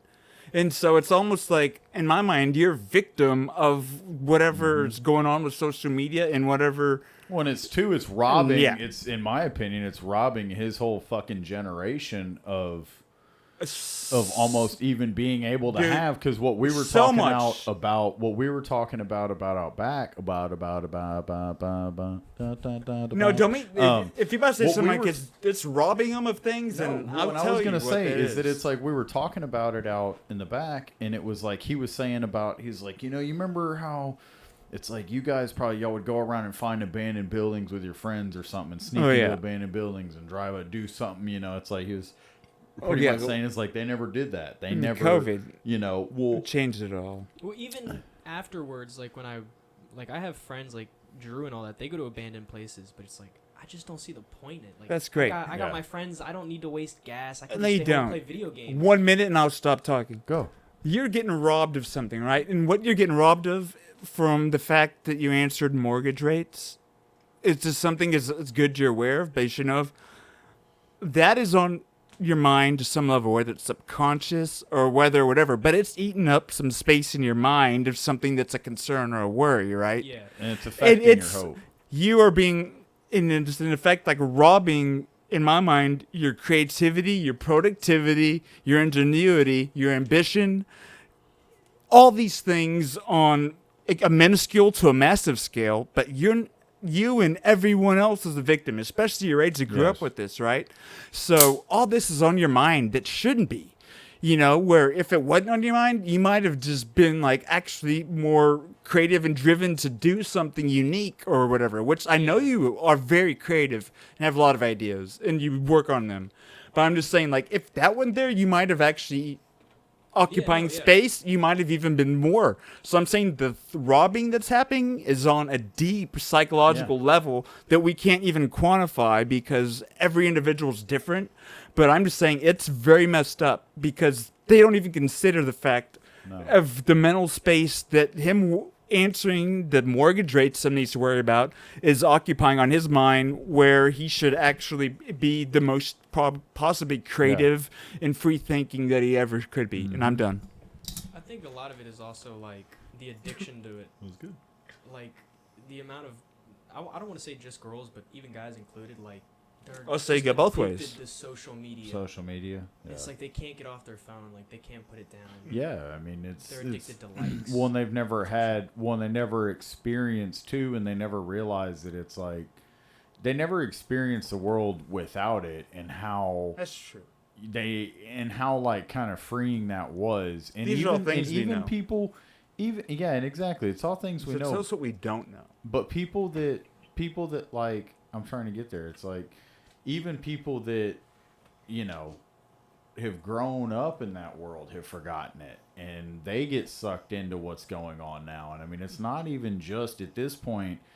It's like, I do feel like the younger people are affected in a different way, but yeah, I mean, it's still older people, and people in our generation are still just as heavily affected by just facing their phones or internet and stuff like that. It's and Instagram. One of the rarest, weirdest things of trickling upwards versus downwards. Exactly. It's slowly trickling up. Yeah. To where like social media is slowly affecting older and older people. But I do think that which is it's a like phenomenon kids, outside of no, for sure. Just yeah. And kids, it's like, I think that like your generation though is getting to the point where it's like y'all are more or less like, well, that's cool. We've done that for a while now. Like, I want something fucking real, almost. Yeah. Like, is that kind of?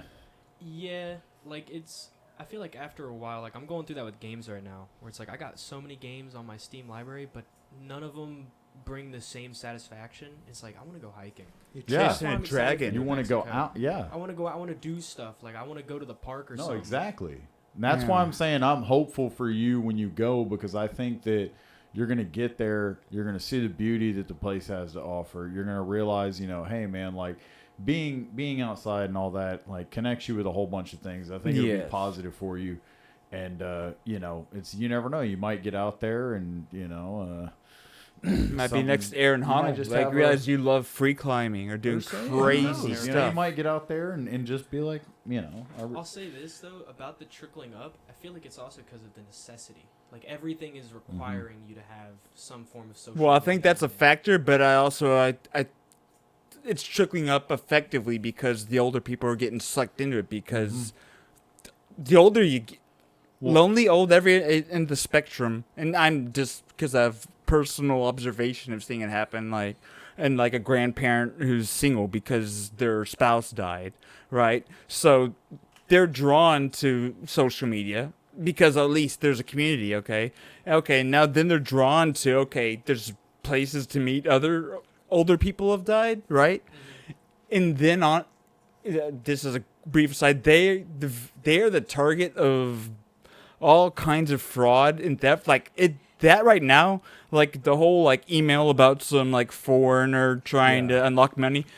Dude, the older people are so victimized right now because it has gotten so crazy with, and I've witnessed a relative who was like showing me something like, oh yeah, do not just stop talking to them because like they have real people who are like older and they'll immediately like present some scenario where they're like needing a few hundred, any amount of money is a win, right? But it's so in depth to where they're targeting the most susceptible victims. It's always been the elderly, right? And so this trickling up in the emotional component that sucks them into even being there in the first place, it's just a sad tragedy. And so I would just say, talk to all your older relatives and make sure that they're not talking to people they shouldn't be. Yeah, that is true. Just talk to them, check in on them, because they still have emotional states. And that emotional component, they might be online. Someone says, I'll talk to you, and that alone draws them in. Yeah. And if anything, they might be willing to pay for the scam because they're actually getting some emotional payoff. No, for sure. And I'm sorry. Again, I'm getting sucked down some shit. But you see what I'm saying. Especially with AI, like being able to mimic a relative's voice and then call them up. And dude, it's getting even worse. So it's trickling up. But all that, you're 20. Tell us what's worth talking about, what's on your mind, and what's actually interesting that you know that other 20-year-olds don't. I've been infatuated with BattleBots, like a lot. Oh, BattleBots. Okay. Yeah. Me and my friend Jackson have been watching it, just getting blasted. Tell me about BattleBots, because I know what it is, but I never watched or consumed it. It's like we had it back in the day. Yeah, they did. It used to be an old UK show in the 90s, yeah. And then it got bought out. And now it's... I was watching the Bounty Hunter series, and it's like every episode is a bracket of fights, and then as the tournament continues, you fight the last one, and the last one's the Bounty Hunter. Why are you so interested in this, do you think? I mean, it's just robots fighting. Yeah, robots fighting is like Roomba badass. robots. Trust it's me, like Roomba robots that is amazing. Almost, like but watching them, fast. But you've gone down a. Okay, so this happens to be a current infatuation. Yeah. It's not deeper than that, then. If I'm going long term, I'm going deeper. Counter-Strike. Okay. Counter-Strike. So again, like we grew up with the boys that's gamer, funny which too, is though. great. How old is Counter-Strike? It just hit 25 years old. 25 years old. Yeah. Older than me. So the game is older than this kid, and he's still playing it. So what does that say too? In a way, it's like, well, number one, that speaks to the power of the game. Oh, it's huge. What a great Number two, game like it gaming is a part of his persona and identity, Yeah. and it is to his whole generation in a way that isn't ours. It's taken highly competitive, especially. No, nowadays. but just gaming in itself. It's yeah. like almost an assumed component of like someone your age, like, oh, what do you play? You have to play something, without a doubt, you know? Yeah. Mm-hmm. It doesn't help that you see it everywhere because it's gotten so popular that celebrities, athletes are now being put on the name of games in order to market it to people my age. Because now I'm an adult, I can buy it. Like, I couldn't buy GTA 10 years ago, but now I can. Yeah. So it's like, oh, well, there's Patrick Mahomes on the new GTA. It's like, oh, okay, I know who both of those guys are. Yeah. So all the ads are now being targeted towards me, as in when I was growing up, they weren't. And it feels weird. It should feel weird. Yeah. No, I know. It really, definitely. Okay, should that's feel on your weird. mind. Tell me, okay, Caleb. Oh, you know, but like, what's what's deep underneath all that shit? He's all trying the to get shit to that you're the interested in all on, like, they're okay. It's fascinating and not, like, I'd be like, man, I played this game or I got sucked into the show for a while, but, like, deep underneath that, like, what's something on the 20-year-old's mind? If it's not there, that's fine. Because yeah. It can take as long as it needs to. Yeah, and if it's too vulnerable, don't answer it. No, I'm cool. It's probably my ex, Ayana. Yeah. I've been thinking about her. Like, I've told my friends, I'm like, no, I don't think about her at all. Oh, dude, probably at least like 7 or 8 The times emotional a week. reality. Get your age, that makes perfect sense. Yeah. And I met Ayana, like, being hung up. You acted like it didn't bother you that much, but the whole time it was. No, she, like, everybody knew it bothered me. Like, the first night, and you can censor this if you want. Like, she broke up with me. I know. And I was like, that devastated me because we were dating for almost a year. I was it was like my first serious girlfriend. And I was like, okay, well, you know, she broke up with me. I had work the next day. I was like, fuck work. I called in. I told my manager. He was chill. He was like, you're good. You just went through a breakup. Yeah. And I was like, well, we got beers and we got weed at the house. And we have a tab. So I did all three. I was like, oh, I'm so sad. Yeah. My friends were recording, putting pranks on me and all that. But it sucked. And then we had a huge falling out after. And then, you know, it's like... This okay. after you broke up. Yeah. So you had, like... Which is... I'm familiar with me. Like, I broke up with my first serious girlfriend, and it was... We were together. We lived it, like... Regardless of duration, we still stayed in touch. It's not like a breakup was like, oh, it's black and white. It's like, there was, like, that lingering connection that... In communication, obviously, that led... I don't have. Yeah, but it led to a falling out post-breakup. Is what you're saying? Yeah, like we ended on all right terms the night that she broke up with me. It was like, okay, we'll still be friends, but like we're not gonna be the same, of course. And then, you know, I got on Tinder because I was dumb, and her friend saw me on Tinder. I was like, "What's your boyfriend doing on there?" I was here real time for that. Yeah, and that was a whole falling out. And then about 5 months, not even like maybe 3.5 months passed, and I was being petty. I was high, and I saw her on my recommended. I was like, I want to mess with her, because I was mad. And then so I messaged her, and we got into an argument, and I said a bunch of things I regret. And I'm glad to hear you say that. Yeah, no, looking back on it, it's like, I mean, since all this happened, for the people watching, I've gotten back in touch with my faith a lot more, and it's made me realize that like that came from a lot of animosity that wasn't really deserved. That's very mature. So I was very like, big. I was like, I haven't moved on necessarily, but it's more of like I've come to peace with how it ended, and I'm all right with the way it and ended. that's the approach, because moving on, I would almost say that doesn't exist. Yeah. Like moving on is as though saying I can delete that from my memory. No, you're always gonna have an emotional experience that tethers you to it, but being at peace with it and acknowledging it and knowing that you can exist and be okay separate from it. And that's exactly what you're describing, which is huge. And as you're talking, it's like I remember being 20 in all kinds of similar situations, like with life. And that is what consumed me. And I didn't think too much deeper. And I'm glad to hear that. I'm glad to hear. I'm sorry that you dealt with that, but I'm glad to hear no, it's good. That's. I'm glad. And it's what should be bothering you deeply. It is. You should be like as much troubling as it is. Better than mortgage rates bothering him. Better than. Well, it is. Again, it's a serious thing, but it's like it's just the robbing of the youth of having to worry about. Because again, I mean, when I was 20, I wasn't worrying about any of that shit. Yeah, they didn't steal that much. They just you still have to. That was probably part of their plan was the key. And I think that it's always. We won't get into all that. Yeah, but I'm happy to hear that you've learned, and this is something you're going to be applying throughout your whole life. Yeah. That you've recognized a moment where you didn't act what you think or respond correctly, and you can grow. You've learned, and you can grow from it, right? Yeah, no. So everything, even right now, this moment that you're in right now, that you're moving to New Mexico, is like stepping outside of it. How can I learn from everything that led to it, and then how can I grow and actually be in a better position going forward? You know what I mean? Put myself in a better situation. for myself. Yeah, no, like especially when it comes to like relationships, and not even with just women, but like friends, is like going through having falling outs with friends when I was growing up, and then having like I feel like your first serious breakup.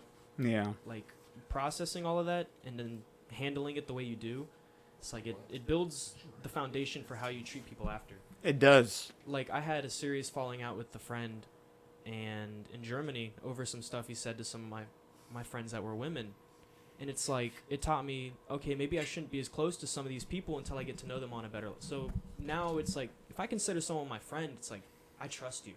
Yeah. I don't let new people around easily because it's like I don't know who you are. And same with relationships. It's like I try and get to know the person before I jump in. Which is very smart. Yeah, no. And you're mostly defensive.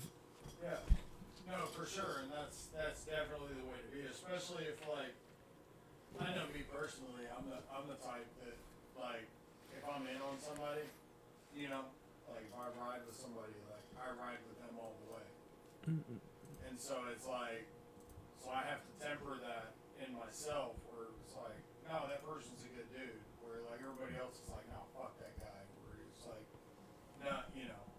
And so it's like, just learn to temper that. You know, because it's a good quality to have people's back. Where it was like, I remember at like 18 or 19, Mackenzie told me that she was like your biggest like, what was it, like basically like benefit and like failure is that you're loyal to a fault. She told me that at like 18 years old, where it's like it's insightful, one of those things, helpful. It's like, you know, whether you're right or wrong, if you ride with somebody, you're gonna ride with them, and so it's like, so just learn how to, you know, temper that. Yeah, there was. It's not a good. It's not a bad quality to have, but it No, can limit you. I'm glad at it because there was a quote I saw after I'd moved here, and the people I associated with had a friend group that I didn't like, which is how me and my friend Jackson became real good friends. And I saw a quote, and it was like, if you had 12 days to prepare for a fight, and they said you can either spend your 11 days crying and your last day making a shield, or 12 days making a shield, what are you going to choose? Yeah. You're going to pick the 12 days making a shield to protect yourself. Yeah. Because like, you should do that with people. So you shouldn't pick up the shield just because it's a shield. You should make sure it's the right shield for you. Hell yeah. Hey, let's take a quick break, and then let's get right more back into that. All right, quick break. And we're back. And we took a little bit of break and set up a mic in case... they don't know any of that, in case we have a couch guest. But it's nice that they know. No, they don't know it, but I mean, I'm just telling them. I always appreciate wondered it. whenever I would watch TV or baseball games. Are they doing anything? It's like, what happened during this? I was frantically moving around. No, to you set were things doing up. shit. You were. That's what I'm saying. Like there wasn't. Should film it. You were doing for the stuff. Patreon I subscribers. Smash that because Patreon button. I swear, people subscribe Patreons. That's the kind of bonus content they're probably getting. Like, okay, I don't need to see this. No, yeah, that's stupid. We'd give you much better bonus content. But the bloopers. Yeah, you'd get bloopers for. That's a good idea. Speaking of bloopers, sorry, real quick side note. I was at a wedding. Michael. I was at a wedding, and I saw something happen. I saw a lady lighting candles, and she was like one of the mother of the bride, and she fell. And as she was lighting the candles, and I was like, oh my God. And a bunch of people didn't see it, right? Not a lot of people saw it. And I'm just like, she just ate it. Like nobody saw her just like fall on stage, right? Or she was right there. And it just happened. And then a couple years later, a year later, I'm watching when it was still on TV, America's Funniest Home Videos. Oh yeah, it's a comical and that thing. clip of her, and I'm like, oh my God, dude! And I went America's Funniest Home Videos. I've been unable to watch videos because literally people are getting hurt so badly. Oh yeah, I'm like, wait, this isn't funny. No, they're not. Funny. This isn't funny. What's the dude from Bel Air? When he took over, I feel like it went downhill. The Fresh Prince. Oh, yeah, the brother. But yeah, from the younger brother who's on Silver Spoons. Yeah. Carlton. Yeah, we'll just call him Carlton. Gosh damn when he joined the show, it just yeah. Alfonso Ribeiro. No, the other guy was something like that. We're getting off topic. Yeah, no, it's okay. But It all right, is so okay. we're back. I'm and just scared I- to ship and, a little bit. I mean, all of our questions I feel like we're going to ask are going to suck, but we're going to do our best. And one of the questions I have for you, is there anybody that you, anybody you find interesting in, like, you growing up? When I was, I don't know who the fuck I liked at your age. You know what I mean? Probably baseball players, stuff like that. Is there anybody you look around at you find interesting? Anything you find interesting? I will say there's a guy on YouTube. He has a podcast, and he started off like content creation and videos, but he's since gone into a more director way. His name's Noel Miller. He's Okay. done a few indie films, and like just Okay. the way he talks about his That's enjoyment for it. exactly what I want to know. And it is he's pretty good. His directing style is nice. Noel Miller. Yeah. Shout out Noel Miller. What kind of Awesome. stuff does he do? Do you know? He did I don't know if you would classify it as psychological, but it was like this murder. I watched it years ago, or when it came out, and I haven't watched it since. But I vividly it had this like Asian woman in it, and it was one of his films that he directed. It might have been. No, called, I'm like, fascinated to Rocky. know. So Yeah. that's very cool. So there's one guy. Yeah, That's that. What and else? I'd probably say, and I will credit you for this. Tool, Tool. amazing. I'm calling it. You know what? Oh gosh, I have to. Your mother. She exposed me to them first, whether she knows it or not. She was blasting Tool whenever she was in a fit of teenage rebellion. I remember her playing it so loudly in her room, and I was in the other room at like 12. And yeah, so either way, sorry, that's a little funny story. Hilarious. That's awesome. That your mom, in her Technically. teenage rebellious stage, really grabbed onto them. She liked Maynard. And she didn't, they fit emotional state currently, but she, at that point in time, obviously, she didn't see the depth. You see the depth in the music, in the depth I love of what they're the doing. Intricacies of like, and my cousin Parker and I disagree with this all the time because he doesn't like them because of the way they play music, because they're like they take their time with building up. It's like a book almost, where like you listen to a lot of songs, it's right into it. But with It's their even songs, deeper than that, dude. Yeah. They so write good. songs that are intentionally following like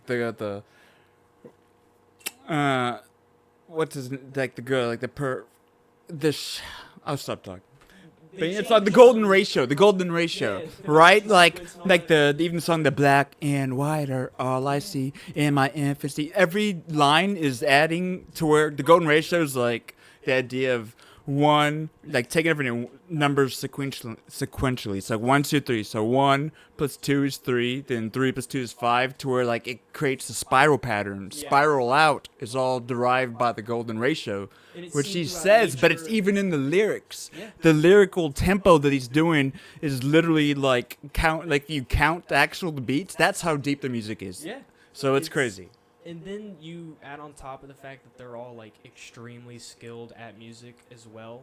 It's like, man, listening to their stuff and just like closing your eyes and just letting your imagination go wild as to what the song is painting a picture. Makes me so proud to hear him say that. Dude, it's them like I want to see them live like really bad. And I'm saying next on the tour, count us in, dude, because it's like something that exposing a young person to, you're Yeah. hoping that they grab onto, and then you see that they do.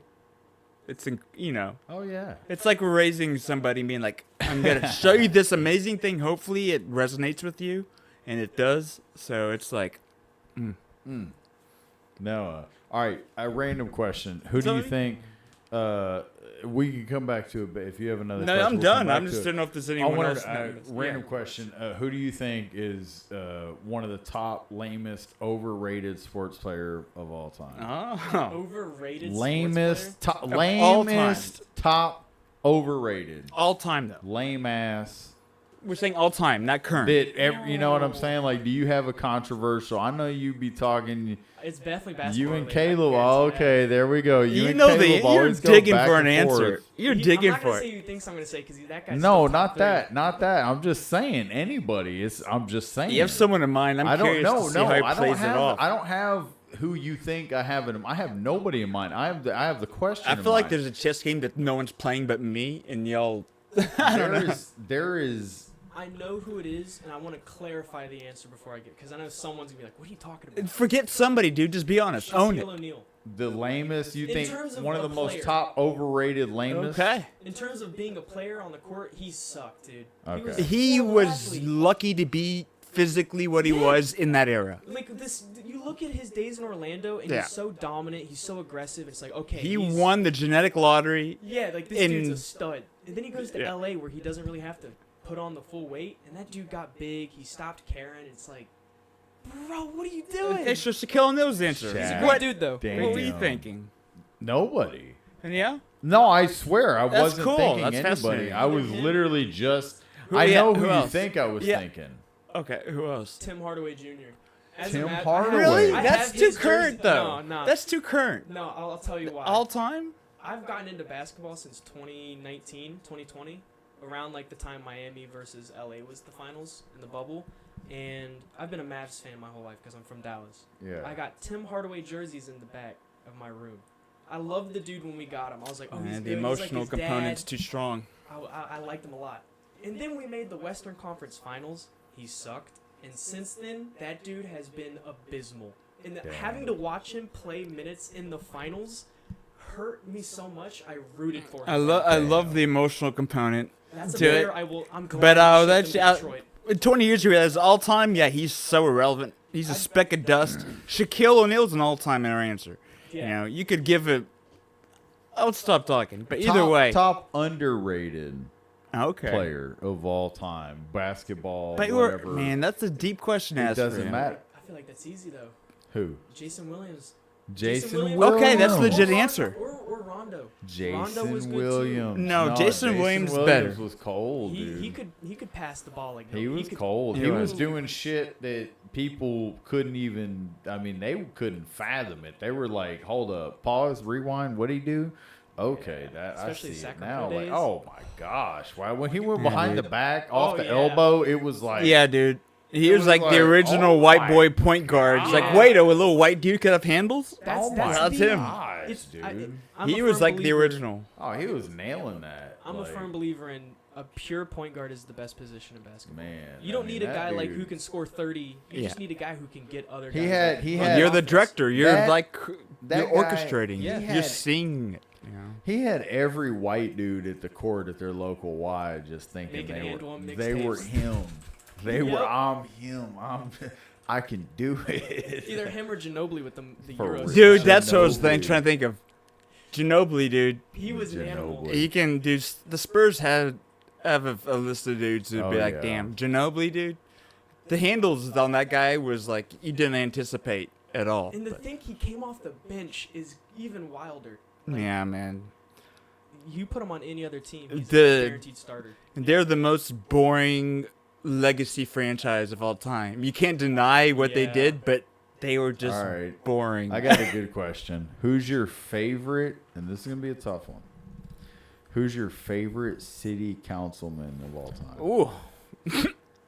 What? What do you mean, like city council? Oh, you know what I mean. There's a question that you don't even Who's know an your answer favorite city councilman of all time?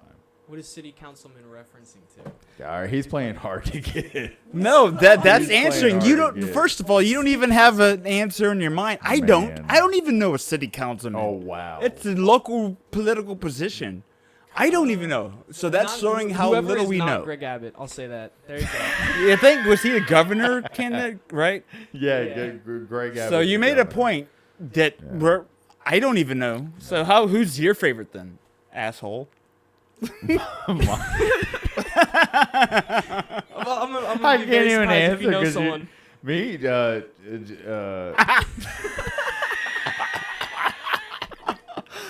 Moving on from the favorite council person, but I get we the should- point. All right, I get the Let's point. find a good one. Yeah, let's we'll get find back a to good that. one. All right, We'll rank the local no, 'cause representatives. what if There say you we go. find it? Maybe say we find a city councilman that's like an ex-Navy Dude. SEAL or something, I got an like idea. all kinds of accomplishments. Hey, Oh we find- crap! I got an idea. He's actually been sharing some ideas with me What? that I've meant to tell you. And hopefully you guys in the pod see this in the future. You got some great ideas that could help. No, yeah, he What? had an idea for an intro that we should at least do as a short. Yeah, you guys should like start doing a lot more skits that create storylines for each season, and maybe you'll have reoccurring characters as that adds lore to the series. That lets people get more engaged, right? Or what's the thing we talked about, like encapsulating that, like an intro? yeah, like doing a music intro, like a TV show, like a fake '90s, like Full House style intro, yeah. where it's us be like, and we could easily do it 30 seconds in the pug, and I just do a thing where you walk in, it's like It introduces you. literally just like full. It's been done before, but we could do it our way, to where it's like, oh, starring Michael and featuring occasional guests, and then the pugs would be whatever and be kind of cheesy, but Another great thing is you guys got music equipment. You can make the intro too. Have your own thing. that was the thing. Which I should. Put this guy on payroll. He's leaving. I'm saying his mind's You in the gotta start paying him, man. His before he mind's in leaves, place, dude. and I'm trying to tell him like, drive that forward with your Yeah, own man. creations, you know. Yeah, you And I gotta talk about come up with music. your You own talk about all these shit, things dude. like, don't wait on other people. I know, like you're talking about doing music with other people, and you'll know who's on board or not. But whatever you have, just take it and run with it on your own, and whoever's actually going to be invested enough will grab onto you. Yeah. Otherwise, you really can't wait. And that's a sad fact of life that, even at 30, 40, it's just part of it. Mikey's understands, what I'm saying. I got an idea then. I feel like this would be great. Like, all right. You guys. And it could I be want this to be anybody. you, though, man. No, because I think You're about you to guys- move. You guys What did can this with the death battles and the AI though, and I feel like this could be a continuation. Okay. Go to a tier list maker. It's a website, and you can add photos of anybody you want and be like, who do y'all think you could beat in a fight, and then who do you think would beat y'all in a fight? I was just about to ask him what superhero's ass could you beat? What or comic So book basically, like, what he's I was proposing, literally about to ask him what's an example that would fall underneath what he's talking about. He literally said that about like who you could fight or beat. That's weird. No, that's synchronicity. I was in my mind and I was That's like, I'm gonna ask synchronicity. him. I was like, I want to ask him what All right. what comic book character or superhero do you think whose ass you could beat? Hawkeye.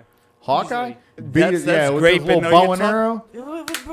I get close range. What's up? Like, He has no bees on legitimate him. superpowers. That's what I'm He's talking a about. regular guy. That's what I'm talking That's about. the thing. You I'll beat say this: his I ass. don't practice wrestling or jujitsu, but I know my way. I know my way around the ground. Man, whoop his ass, bro. It's like, what did he do in the fight? Yeah, like, what any of did his he do? fights. What did he do? Miss. He got mind controlled against the Avengers and Loki. I was gonna say, yeah, dude. You would think the low hanging fruit people would say Professor Xavier, because I mean he's well. Yeah, but nah. Yeah, I mean that would be he can control your mind and force you to not beat his ass. That's what I'm saying. Like, But if I get the startle, it's over. I think I could beat Spider-Man's ass. That's crazy. Because No, I'd dude. catch him. crazy. No way. I'd catch him. No cap. I never dig. no. Spider-Man might Hold be up. one of the most unbeatable characters there is. Nah, hold on. Let's I see would around. catch him as Peter Parker. You see what I'm saying? And he'd begin to bagel. You know what I mean? Okay, It's before he's over with. Spider-Man, you're not fighting It's Spider-Man. over with. You're not fighting Spider-Man. Huh? No, I'm fighting Spider-Man. Fool. That's Spider-Man. I got a question. You gonna tell me that's not Spider-Man? Do you know who Venom is?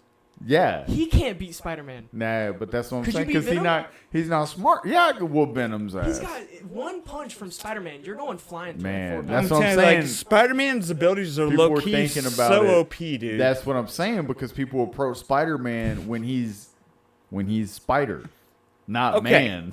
You gotta approach him when he's man, not Yeah, it's Spider. kill Hitler when he's a baby. I get it. You said what? A baby? No, I mean like you just Let's walking. destroy the opponent before they are fully capable of being you a break threat the to golden me. rule. You don't let him start I'm powering just up. saying you could Okay. give him a heads up. You could. Hey, yo, don't let watch the your spider step. bite you. Watch your because step, and then. Boop. No, I'm saying when he already has his abilities and he's getting a bagel, That's something like correct. that. Okay. So you're That's saying if he great. doesn't So have the he's suit, technically you beat All right, so- Spider-Man. Safe to say, You are we like past? Bruce Wayne. Are we past talking about Batman. stuff that your mom would be? You wouldn't say in front of your mom. yeah, I'm chill. All right. So let's take a break, and she might sit on the couch. She might not. We'll see what happens. We'll take a break real quick. And we're back. We're back. Hello. And we, we've been trying to do the best we can to get in the mind of this young man and send him off properly. It's hanging out with my nephew. Yeah, exactly. That's really what it hanging is. out with him. We're hanging out with young Caleb. And had some great ideas He that really I does am have making great notes ideas. of, and he's. One of the I perks tell of him, social media. I tell him he's a creative mind, and there's things you need to drive forward on your own person, because at the end of the day, you control your own destiny. But all that aside, before we get to our Rex of the week and wrap things up, I just want to be curious the learning experiences for you as a human being. In the time that you've been living with me, which has been I'm gonna look back at it as a magical time that I had my nephew living with me, and I know in your life, hopefully it is. There's the stresses and everything that come with it, and the human relationship dynamics, which you get. You already know that game, and you grew up with my sister and the multiple siblings, so you kind of understand how to play into that game. Okay, yeah. But, okay, so that's all cool. On the professional level, I've seen decisions you've made as far as, okay, as a human being, we have to work, and it sucks. Yeah. And it's a bitch. Yeah. But what have you learned from each of the jobs that you've had and lost since you've been here?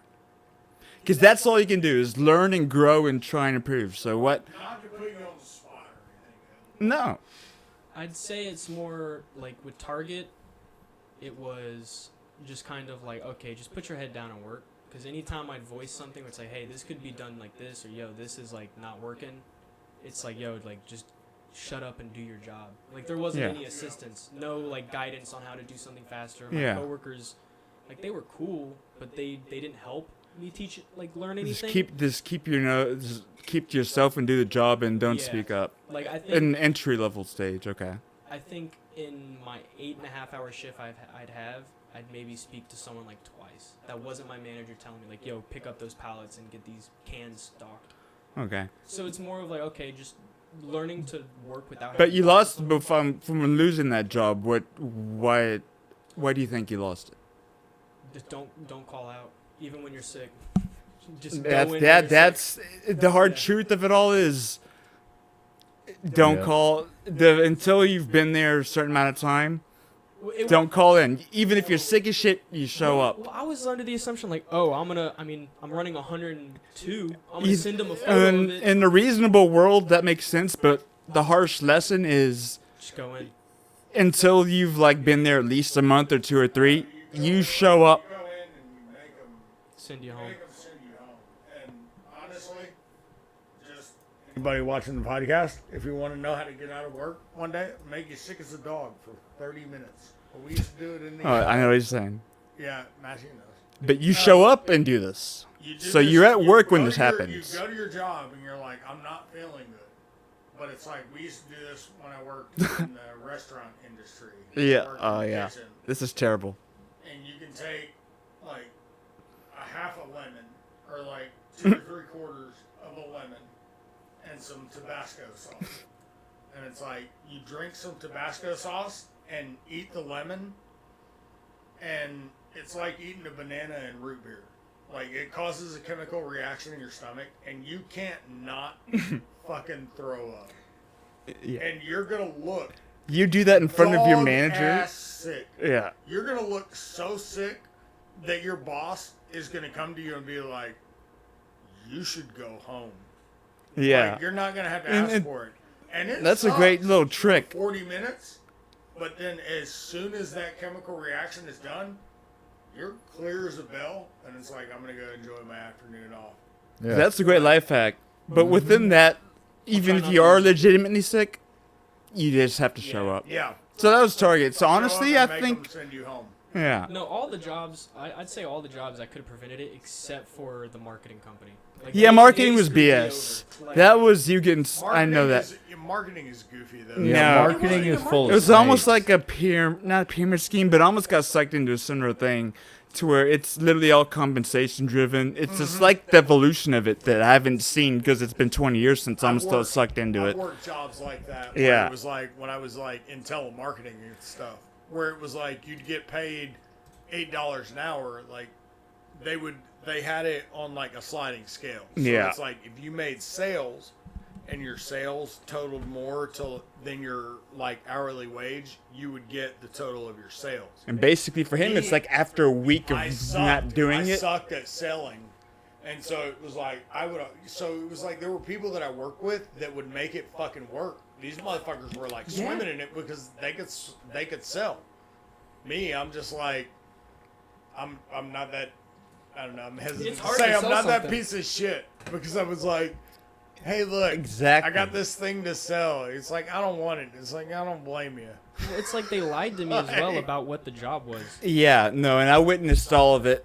I was pissed, dude. And so that was another learning experience of kind of recognizing,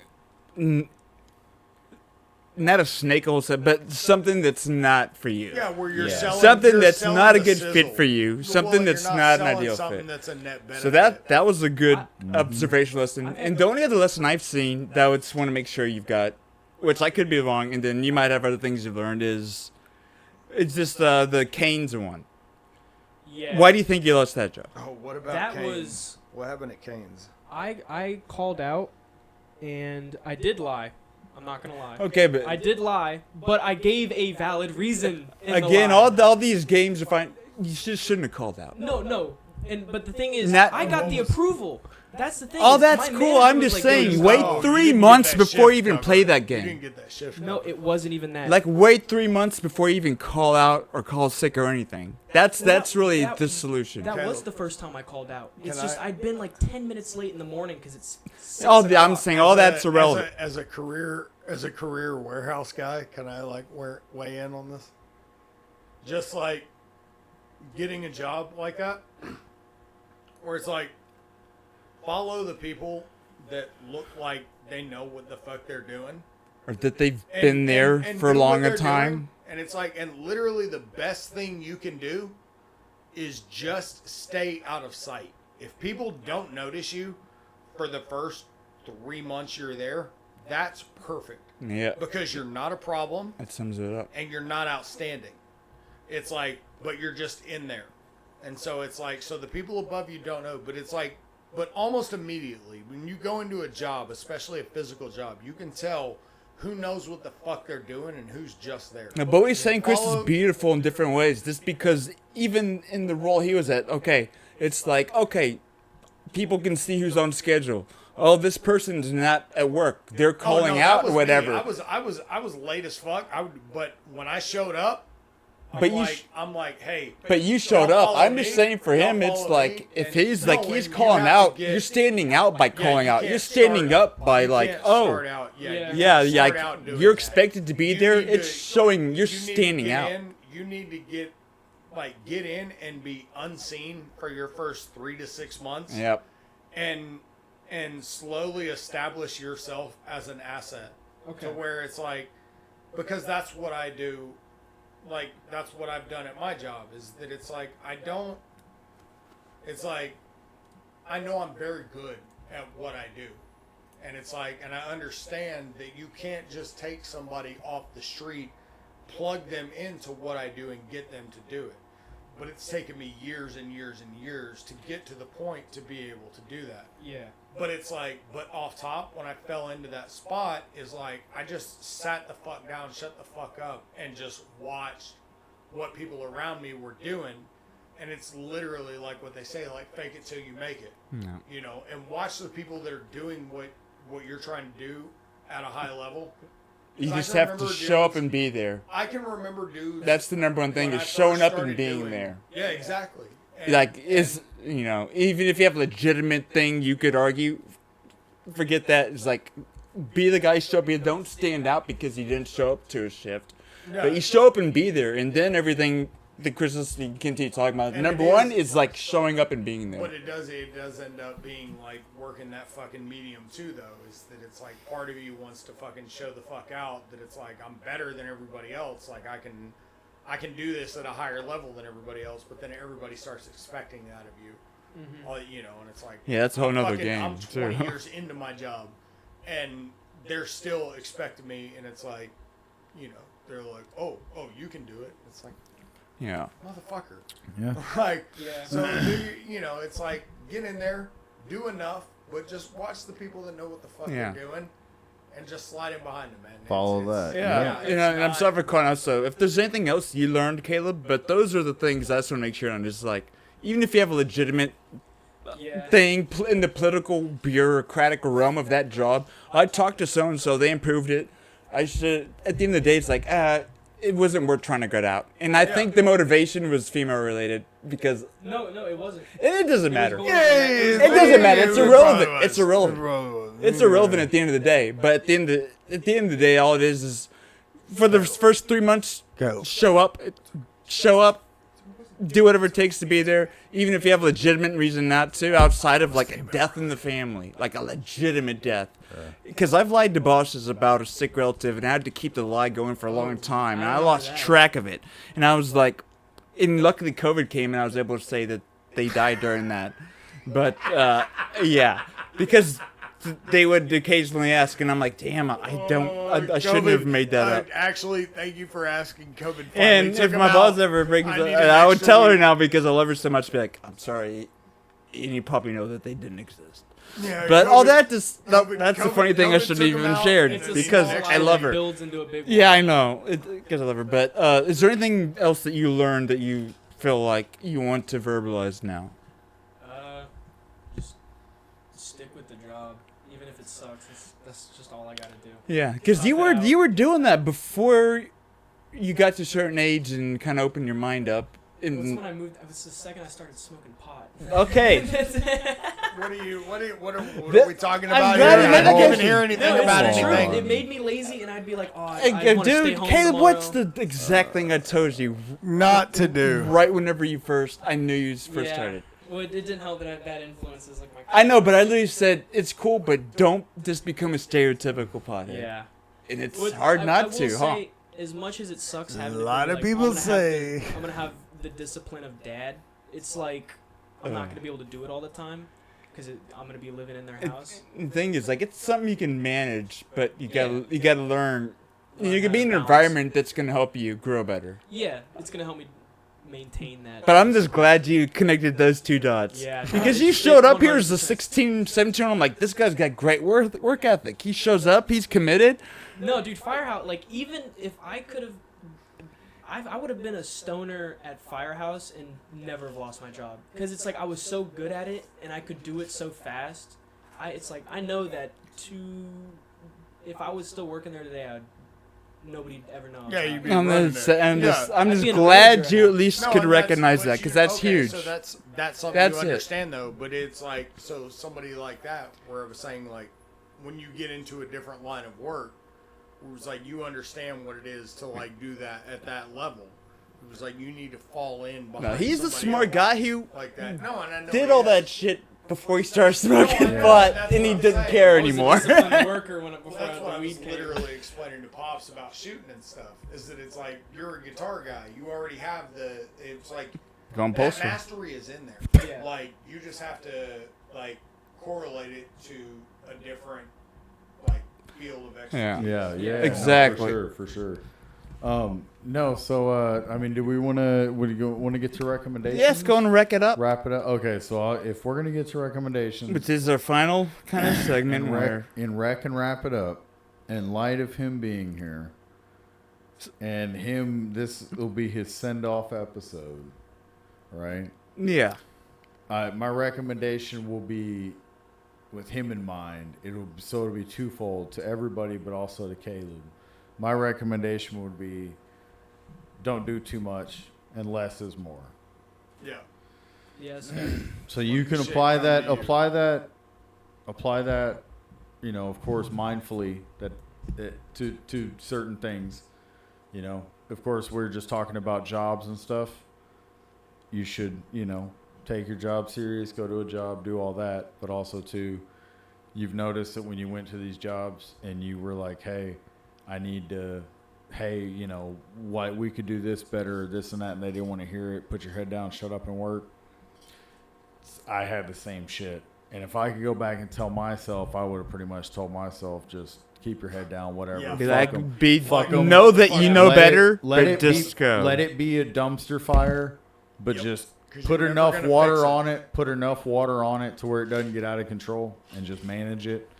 And it's like it's tough biting your tongue when you know better. It's so hard. And there's so many times it applies to so much. And also too, this is going to be a twofold. I'm giving you another good nectar. Yeah, and here's the good nectar for you. And this can apply to a lot of things, jobs, life, especially life, but jobs as well. Because Chris was kind of saying it more or less one way or another. But you can always remember this saying. The nail that stands out the furthest gets hammered. Yep. That's hard. Yeah, that's so if you're sticking out or standing out, you're gonna get hammered. So if you're being a loudmouth or you're being out there, you're being vocal, whatever, you can expect that you're gonna get hammered. It's okay if you know that it's gonna happen. You can prepare for it, but at the same time, just know that if you're at a job, whatever, doing too much or being, too much of a problem or whatever, you're standing out, whatever, however it can be in life. So slide into that average, middle thing until you no matter what you end up doing, slide into that middle, that average, get your baseline. And then when you're able to stand out, it's you'll stand out and there's nothing that they can do because you're such an asset at that point. Yeah, and that's for jobs. You built the value in your employment. Yes, because it's I may be a problem, I may be this and that, but there's nobody that can do what I can do because I understand this at such a level. So yeah. So sit back and, like you said, fake it till you make it. Yeah. Do you have a rec? Do you have anything you want to say? No, literally. Okay. Just all right. Cool. No, that's good. Matt. Yeah. What's your recommendation? Recommendation? I mean, so a high level recommendation, I would say. It's not widely available yet, but there's a movie called Kinds of Kindness that I force people to watch. That once it is available to see, you should check it out. You should check it out. Open your mind up and just Good movie. You'll know what you're going. Yeah, Kinds of Kindness. You'll be hearing about it. And honestly, I think Jesse Plemons.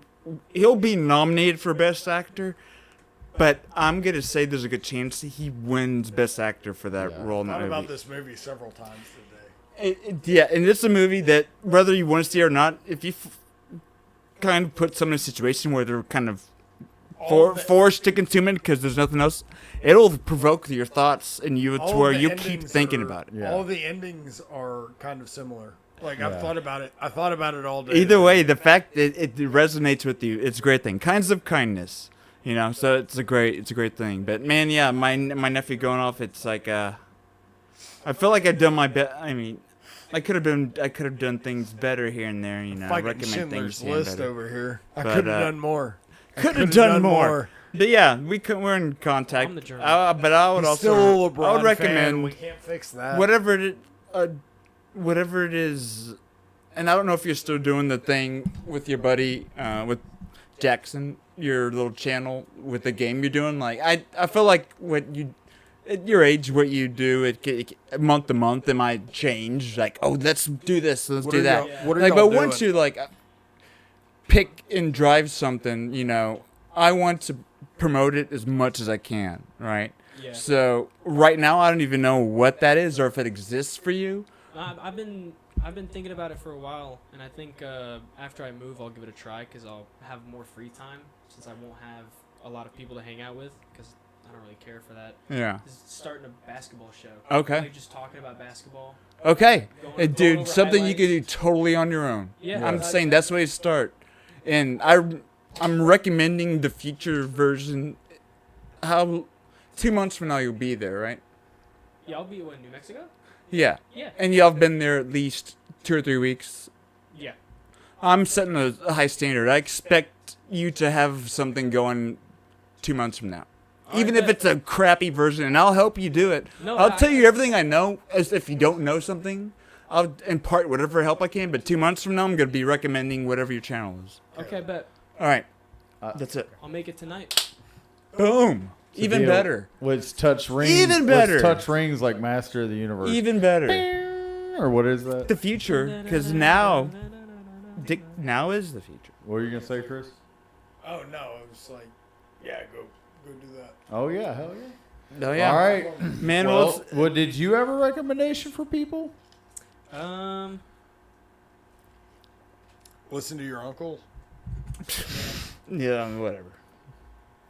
Go watch 2 movies. Okay. What are they? Go watch Gladiator. What? The original movie. Good one. Respect. And then, arguably one of the greatest movies of all time, Inception. Go watch that as well. Respect. 2 great movies. Respect.